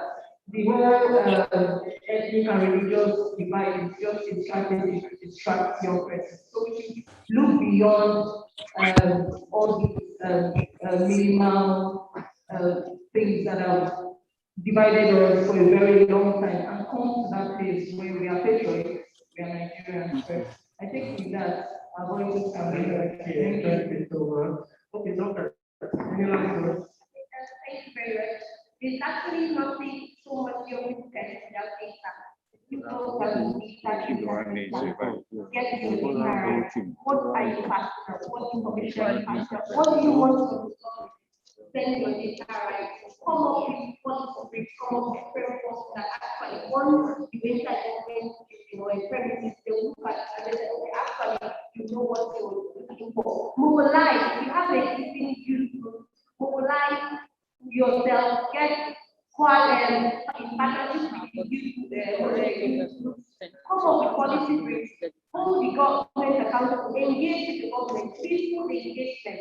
Then actually, I think we can achieve the Nigeria of the world. Thank you so much. The beauty of you have spoken excellently. And just to summarize all what you said, Khalid spoke about synergies between young people. And I want to connect that to bringing positive change in society and in the nation. Young people need to synergize. Very importantly. Okay, and Justin spoke about capacity building. It's very important that young people to seek how to build your capacity. You can't engage with your capacity, it's not you. And Dr. Smith mentioned of information, get the right information. Even Dr. Tessa mentioned during this presentation, you need to be informed before you can engage. The future of Nigeria is in the hands of young people, and young people need to be intentional about it. Need to be intentional. Joshua, hello Joshua. Before we round up, let's just hear from Joshua. Joshua, are you with us?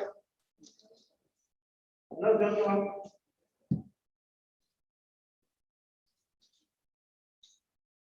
Joshua, can you hear? Can you hear us? Yes, I can hear you. Welcome. Good to have you. Just before we close this panel discussion, we would like to hear your view on this particular question. How does youth social action contribute to a sustainable future for Nigeria? How does youth social action contribute to a sustainable future for Nigeria? Thank you, Joseph, for the question. I hope everyone can hear me. I'm struggling with my internet for the past 20 minutes. So basically, one of the things I would say is that in order for sustainable development to happen, there needs to be a lot of awareness. So when young people come together, raising awareness about the sustainable development through their social action, it's a lot of way of educating people what is possible. And that's why we talk about the sustainable development goals itself. The sustainable development goals is about the future that we want. So when we have young people who are mobilizing for action, who are raising awareness about the SDGs, it's leading to ensure a better society. And one the other thing is about leadership. So when you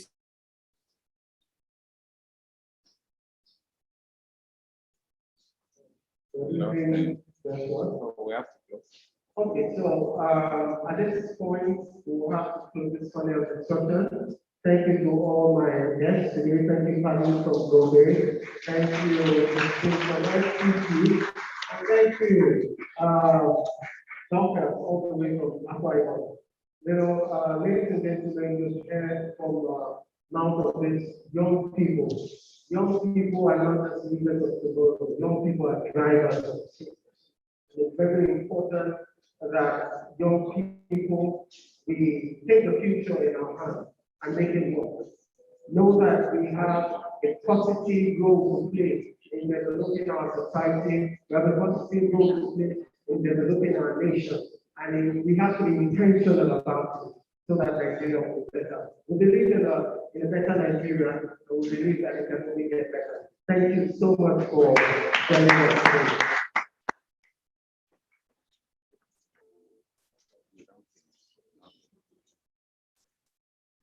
Let's appreciate them one more time. Thank you very much.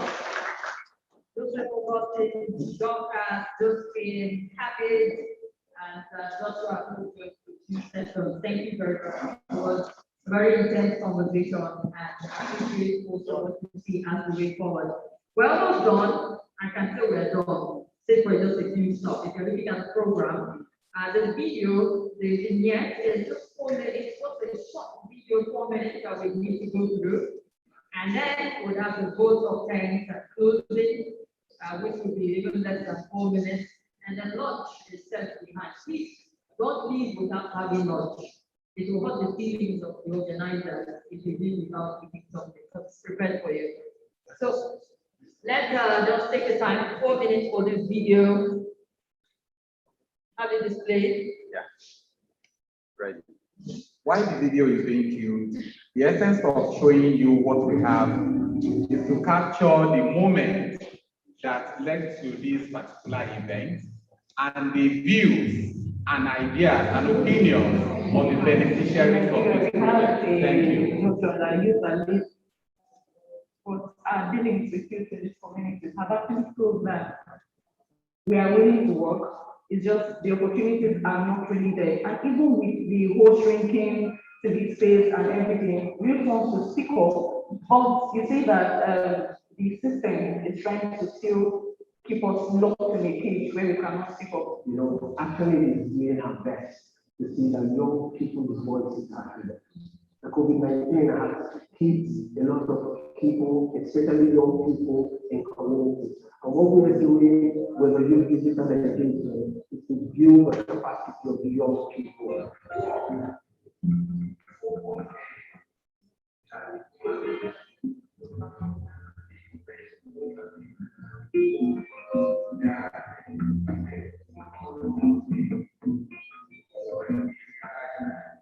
Several trainings that we've had to build our capacity on youth-led digital engagement, how we can build our stakeholders within the digital tools that we have. We've gone to the communities, we've noticed problems and community issues that are disturbing young people, and we already have on-ground experience on how to deal with these issues. And now our main aim is to put out this information, this advocacy through the digital means. So I feel like my ability to do that, a couple of years would have been maybe 2%, but at this time I think it's over 90%. I feel like my capacity has been really. The project has actually improved my capacity in so many ways, especially when it comes to digital terms. I was able to improve my capacity in budget tracking. I had an idea about how budget process basically, but I wasn't really into it. And when I came here, I was able to learn how to start budget, procedures involved in budget. So I improved my skills with some computer-based apps like using Excel to track budget and also using some mathematical ways the computer to track budget and also know the extent of how budget has really improved and how we can reshuffle the budget in our country to make sure that we have a product or a useful outcome. Based on advocacy campaign, we talk about unemployment, civic space, and domestic violence that is happening at home. Then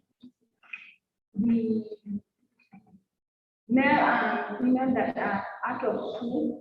So I hope this, our advocacy campaign will help us to achieve our goal. The issue of unemployment is, I think, a national issue. So moving forward, and through our advocacy and campaigns, we hope that through this project, at least 10 youths in every community we have are able to access government development programs so that it would help provide a sustainable livelihood, thereby bringing about development. The president have said in the local communities where we are working, the youth, they know their rights, they know how to demand for their rights, and they know where they are having challenges, how to address their problems by knowing the right person they need when they are facing with challenges. Well, when we began, some of them were not aware of the intervention of COVID-19 ones that were sent. Some of them were aware, but they didn't think it was genuine. They didn't think it was something they needed to demand for, something they needed to get. They just it's one of the government says that we don't need. So with our we started talking to them, we tell them these are the things that you deserve, these are your rights. So now we have young people in the community saying these are the things that we're supposed to get, so why we don't get them? So it's not just champions that have something to champion, also using their voice, using their Twitter handles, their Facebook pages to amplify their so yeah, I think there's been massive improvement. There's a lot of backwardness in some of the communities that are working in terms of digital literacy. But today, I speak to community young people, young ladies and young males are beginning to know how to engage on social media. They now have Facebook accounts. They now know how to develop content, graphic design, videos to advocate, tell the story of the challenges that are affecting them in their community. And we feel it's really an amazing achievement through the YDE program.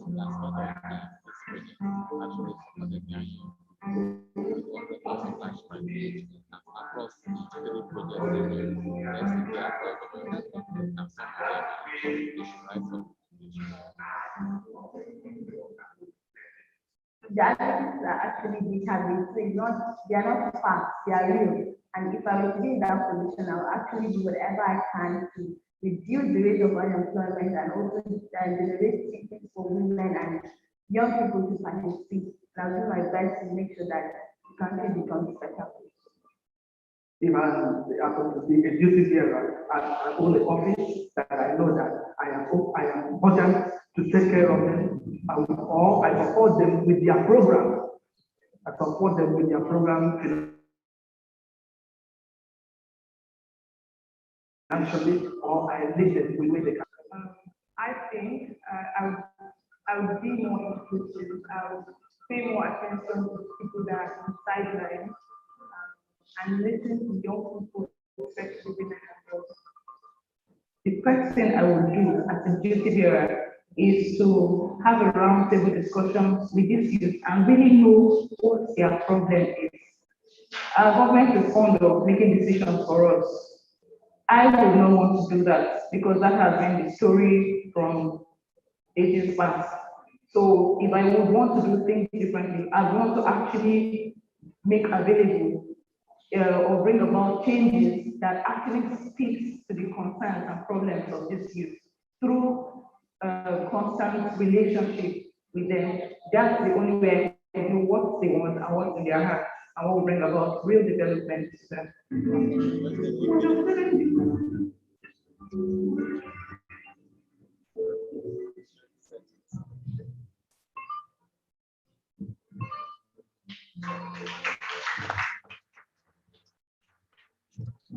Thank you very, very much. Beautifully done, I must admit. I appreciate the team for doing a great job. Let's applaud them one more time. And to the partners they work with, the team, Gombe, SCT, and Aquarium, you guys are all awesome. And also, you know, as a part of this project, Action Aid Nigeria, actually supported 9 young people. Supported them financially with 100,000 naira each to put their life back together as a result of the impact of COVID-19. Let's applaud them for that. That's huge. And I think some of them are here with us. Can you just stand up if you're one of the 9? Just wave. All right. And at least we have one of the beneficiaries. What across the 3 project stage? Okay, we have another gentleman there. FCC Gombe and Akwa Ibom. They benefited some tax support from Action Aid Nigeria. All right, we've come to the end of it. Need to appreciate you all for your patience. This is very moment. It was a packed event with so much to just learn from what this project is about. And to assure you that you're always get a copy of the project. For those of you who are here, please get a copy of it and go through it. For those who are with us virtually, you can download it from the Action Aid website. It's already online at the moment. So download the e-copy and it will come in handy in the near future.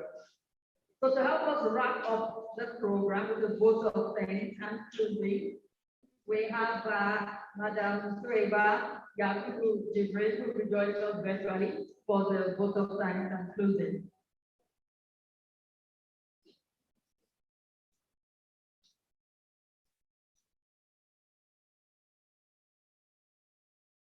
Muted. Hello, madam. Unmute from your end, good. Okay, I was waiting for the host to give me that permission. Okay, let me stand on existing protocol and to say good afternoon to all of you from the Home of Peace. They are here in Maiduguri. I'm so delighted to be part of this process, and I want to say a big congratulations to the organizing team, the communications and IT, and the project team of Action Aid. It's really an excellent, mature, and impressive outing. And thank you. Also, let me also say a big thank you to you, the anchor. It has been a very successful event, and we have been watching live here in Maiduguri. And so, my name is Soeba Yakubu Jibril, Director of Programs, Action Aid Nigeria. First of all, let me also say a big thank you to the donors, the supporters of this project, Danida, in partnership with Action Aid Denmark. I want to say also, thank you very much, the international colleagues at global level who supported this project, and Owen and others, and also recently we have Lucy. Also to say a big thank you to all the teaming youth, too numerous to mention you one by one, and the organizations that we selected to partner with us on this important project. We gave a special warning that this project, yes, is seated in the organizations, but is championed by the young people, and they obliged. Young people manage this project from the beginning to the end. Well, thank you. And to say a big thank you to the teaming stakeholders, many of them who participated, who supported the process. We took the initiative right from the initial Breaking Barriers project, Breaking the Digital Barrier project in communities. We have participation of facilitators from the communities in Ikana, in FCT, and then like in Trung in Gombe State. So the 3 partners who Africa Human Development Foundation, organizations of persons with disabilities in Gombe State, and then CITAD, we say a big thank you. Let me say also a thank you to the participants and then that are here today, both who participated virtually and those who are there present. This is a project that is a paid project for all of us here. And then we see that in importance, the whole process was managed by young people, and they have given the government the, a tool for involvement of the young people and then programming differently. And this is a promise that young people are going to continue to hold government to account. And that I want to say a big thank you to government in advance for listening to the recommendations of this research, and then for the Country Director of Action Aid for highlighting the areas that were proposed by the young people, and to Tarifa for the beautiful research and support. I want to also say a big thank you to you, Honorable Simon, for being there, and then for the youth parliaments of Gombe State and all the young people in Nigeria who took part in this from the beginning till date. Thank you all. I wish you a successful trip back to your destinations. Enjoy your lunch, and then say this is just the beginning. The young people have seen the space, they've seen the way, they are going to continue to hold government to account, and they have seen the digital opportunity that is now in their own domain. This research that is unveiled today is just the beginning. This is a tool that will continue to support young people to hold government to account. Many more initiatives will come the way. Thank you very much for being there. Thank you all, and have a pleasant day as we close this session. So I want to say a big thank you and declare the workshop closed. Thank you very much. Thank you so much. They have declared it closed officially. We've come to the end of it. And just appreciate also committed to see the success of this. Kuni Oyekusi will be director, organizational effectiveness from Action Aid Nigeria. And the chairman editorial board for the workshop that was beautifully done. So we greet you, Anna, and Dr. Roy, youth with journalists against poverty. It's a very, very proactive group also. So we appreciate you. Thank you to every single person. Lunch is served.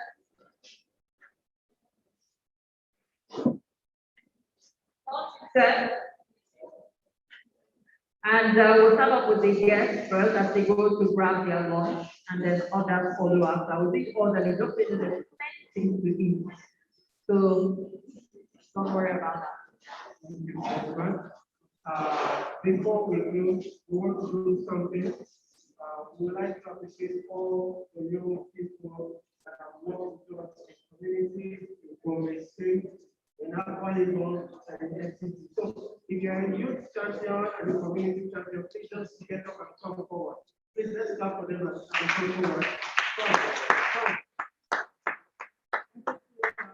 The YDE was because of this. Let's clap for these young people. A lot of them have different friends. Please let's come together.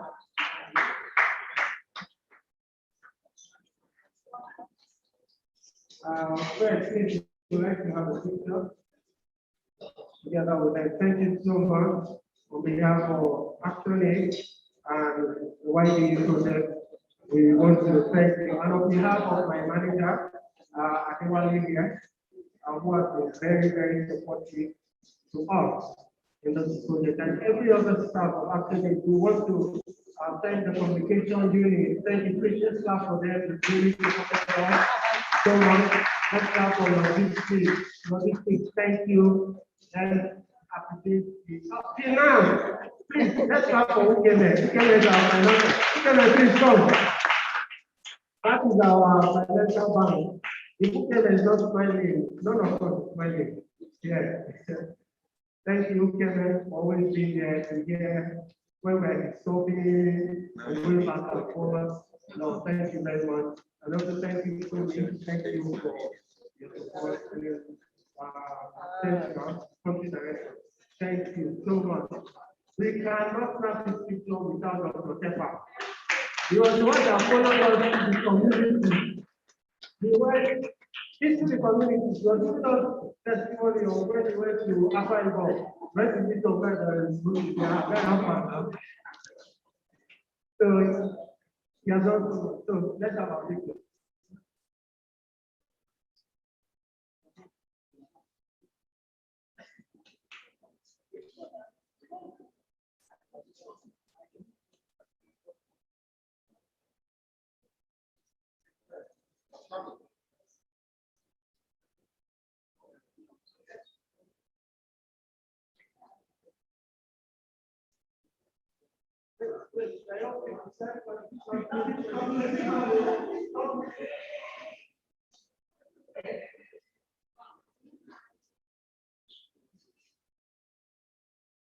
Thank you very much. We can go and have lunch.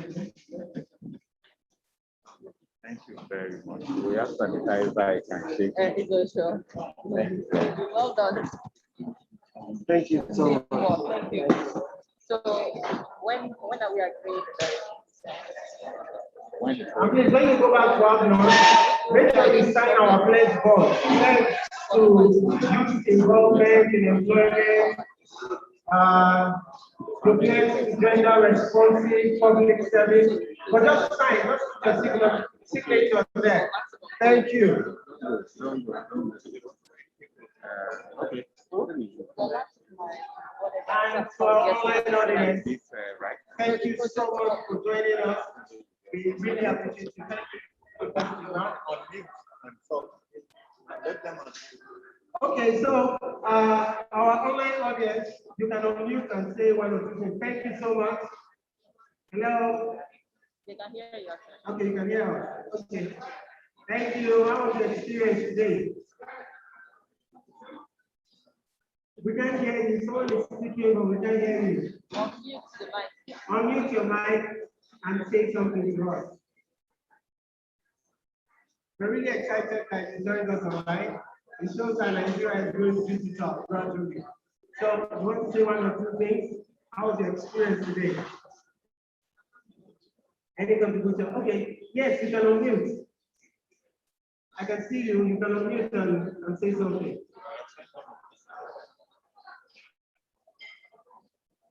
Can you unmute me? Okay. Wait, we'll try to unmute you from there. Yes, where you are. Wilfred, I think Wilfred wants to say something. All right, Wilfred. Okay, it's done now. Can you hear me? Yes. Can you hear me? We can hear you. Okay. Okay. I actually want to thank ActionAid for this enlightening conference. I really love what I learned a lot today. And I also want to thank the participants from all the states that came on board. I also want to thank Danida for this partnership. I was actually there when this project was launched in Uyo, and till date, I can say it has been a success. So thank you very much.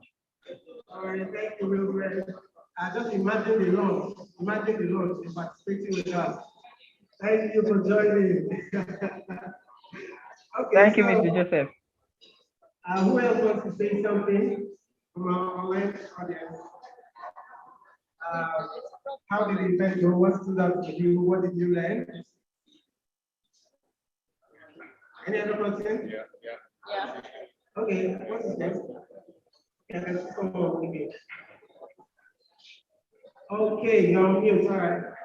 Go okay, ahead. It's Isaiah out there. Good afternoon, all. I was almost coming late. As you can see, I did not even comb my hair because when I realized the program has started, I just joined like that. So it has been a very wonderful experience. I have been enjoying myself listening into the conversation and the different participants. So I want to use this opportunity to thank Ashley for what you people are doing. When I heard about the analysis how what you are doing at those states has to regulate illegal migration, because a lot of people have lost their life. A lot of the young ones, the men or boys especially, and all our guests are almost turning widow even before they get married. So now that you people have come to help us regularize the system, we are very happy, and we want to thank you very much for organizing this kind of initiative, and we expect more, and then we are going to support you with all our efforts. And Mr. Adewale, sir, Babao, I greet you, sir. Hello, sir. Okay, Isaiah from Joe State. Yes. That's an activist. Well done. Wow, Isaiah, Adewale said he has not seen you in 21 years. So I think you need to plan a trip to come and see Adewale. I will do that, too. I will do that. Right. Thank you, Isaiah. Thank you for sharing your comments. We really appreciate it. Young people are making a difference. So, who else wants to share with us? Okay, Shadrach. All right, over to you, General. Yeah, hello. Yeah, go ahead. Hello. Hello. Yes, we can hear you, Shadrach. Go ahead. Yeah, hello. Good day, everyone. Yeah, good day, Shadrach. Go ahead. We can hear you. Hello. We can hear you, Shadrach. Go ahead. Speak on. Yeah, hello. Good day, everyone. Good afternoon. I'm Shadrach. Yeah, good afternoon, everyone. I'm Shadrach from Kebbi State. Activist. It's an awesome time. Seriously, I really enjoy everything, and it's really a call for duty for all of us to get involved fully to make sure we young people fully get involved and achieve what it ought to be achievable. Yeah, I'm very happy I'm part of it, seriously, and kudos to everyone. I'm very glad I attended. Thank you, Shadrach. You know, Shadrach's smile tells it all. He's a happy person. Thank you, Shadrach. Thank you for connecting. Who? Omelade, over to you. Okay, Tomilade. Thank you, Shadrach. Thank you. Tomilade, over to you.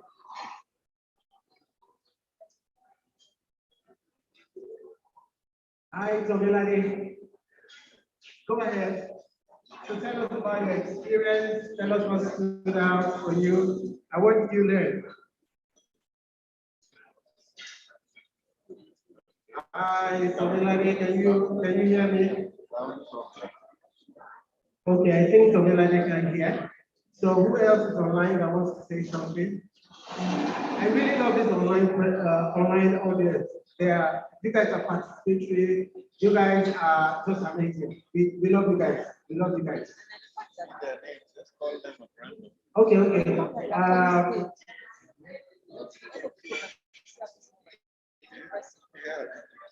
I see some people say Grace. Grace. Oh, Grace. Hi, Grace. Over to you. Grace.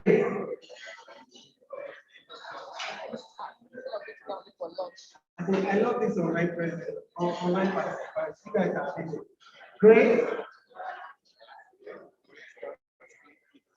Oh, Grace. Okay, Ife Olua. Over to you, Ife Olua. Just started online. Our group is online now. So Ife Olua, over to you. How was today's experience? What stood out for you? And just tell us. Ife Olua. Okay. What is it? Ife Olua. We will meet you now so that we hear from you. We can hear you. So let's unmute Ife Olua. Okay, hello, good afternoon. Yeah, good afternoon, everyone. I'm so happy to be here, to be among the people. I've learned a lot. I've learned so many things today. So I really appreciate it. I don't have more to say. So I'm so happy, so happy to be here. Yeah. So thank you so much. I can't hear you very well. Yes, sir. All right. We hope that you had a good time. So give you some of the time on actually you can be with it. And also, if you're a young person online, all right, thank you. Actually have a youth platform where we engage, we build the capacity of young people to become activists to bring change in their society. So you can join Activista. Activista Nigeria is the youth network for actually. So if you would like to join Activista, I don't know what state are you? Niger State. There's an Activista in Niger. So kindly reach out to them and hello. You can join Activista. So likewise, every other person online, wherever you are, we have Activista in over 25 states across Nigeria, and we are spreading. So join the movement, join the activist movement, and I'm sure that we're going to keep making a difference and making impact in our society and in Nigeria. So, all right. All right. I can see someone with techno LC7. Your hand is up. So you can unmute and say something. Techno LC7. Me, my.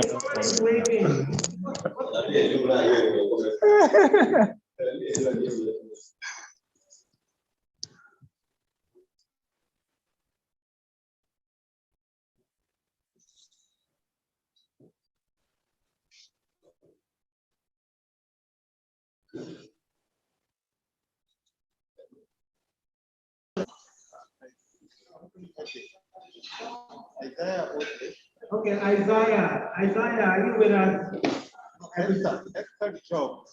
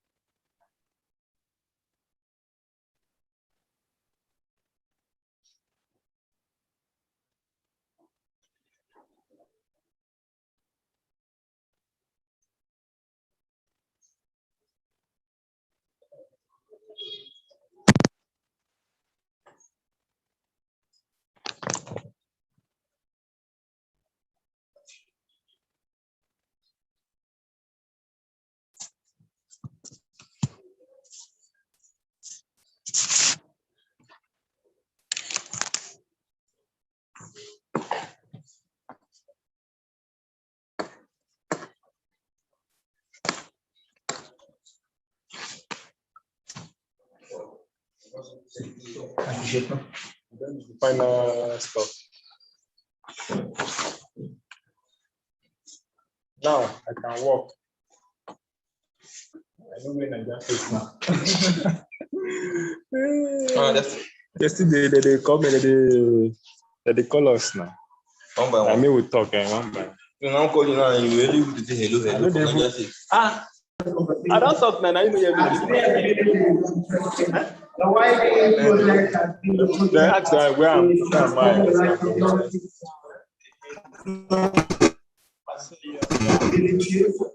I'm present. Let me.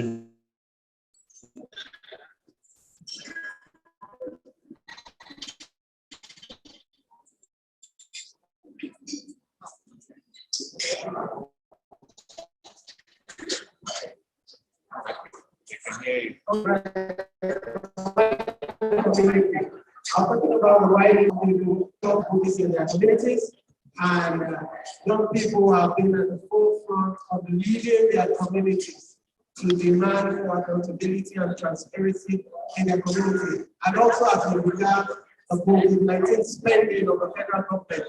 So the YDE has built the capacity of young people in terms of content development and creation. So young people in communities now know how to do graphic design to tell stories of issues affecting them in their community. They now know how to make videos to tell stories of issues affecting them in their community. So, sorry, I'm being distracted by the food. Please let me announce, me and my online community are going to you. So I'm eating on their behalf, so please don't forget me. So you see that I'm in solidarity with you online. I'm in solidarity, I'm showing solidarity. And that's one of the 4 values of action. We work in solidarity with persons with a vulnerable and poor in society. But we are together, You can see I'm not eating. Just to show you that I'm in solidarity with you.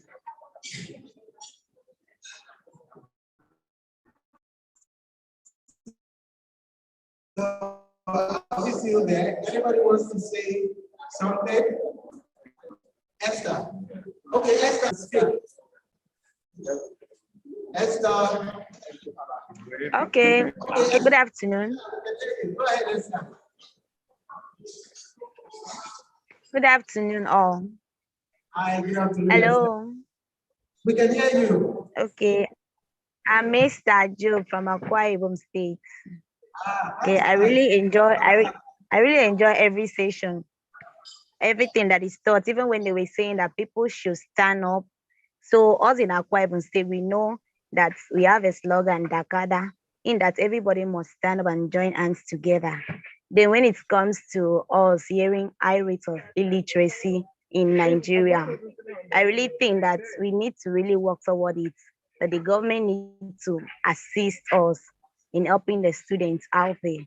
Then even this action aid, I really think the action aid, and also I promise to be into this now, tomorrow and forever. I've learned a lot today since around 10 o'clock and up till this time. So I really pray that God should keep on helping us and strengthening us in this vision. Thank you.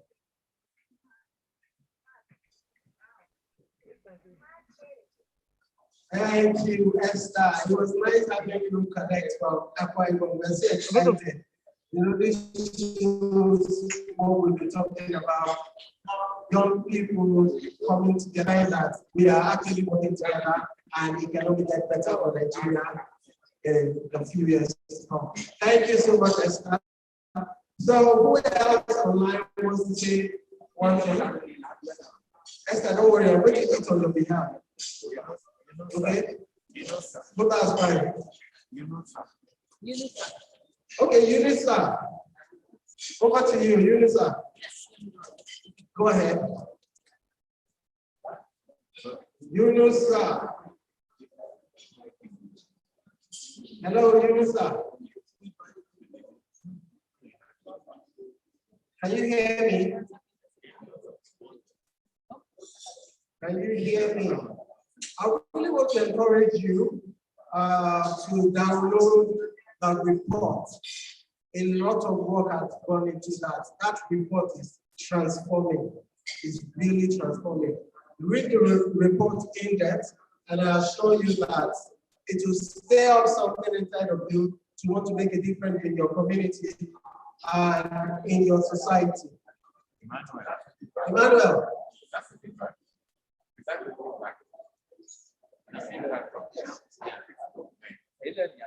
Hi, Emmanuel, can you hear us? Okay, Regina, can you hear us?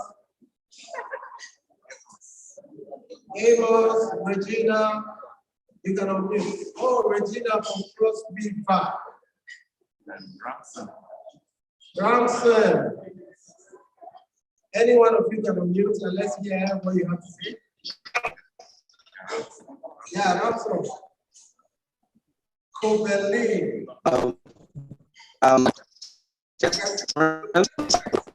First thing I saw, you need to commercialize it, package and start selling. You know, Kobeli, smiling. Yeah. I appreciate to enlighten.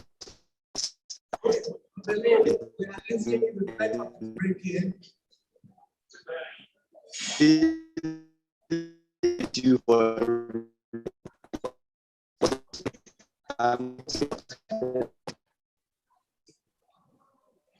okay, the network is breaking, but let me,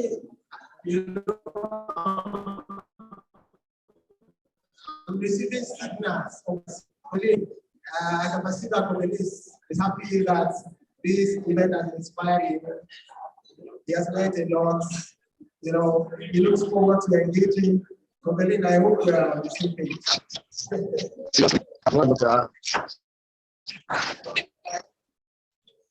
Okay, Komeli, we're listening to you. Breaking. Anyway, thank you so much. Thank you so much. keep the spread the smile. Everybody is doing like MTN. Spread it, spread it. There are a lot of people that need it. Let's keep making lives better. Let's take agents in our community center. Who maybe cannot stop smiling? I'm crazy. I like this guy. Okay. So, who else do we have? Oh, Munira. Hi, Munira. How is it? Munira, how is it today? Okay, who else is online that wants to say something? Thank you, Kimberly. Thank you. Your smile shining on. So who else? Okay. Once again, thank you guys so much. Thank you so much for joining us. Thank you for sharing in our success story. Thank you for being part of our youth digital engagement, Closeout and Dissemination event. We really appreciate you, and on behalf of Action, we look forward to connecting with you again. To get more updates about what we are doing in terms of youth engagement with young people across Nigeria, you can just drop your email in the chat box and we'll copy it. And when events like this are coming up, other engagements, we are going to reach out to you. Thank you so much once again.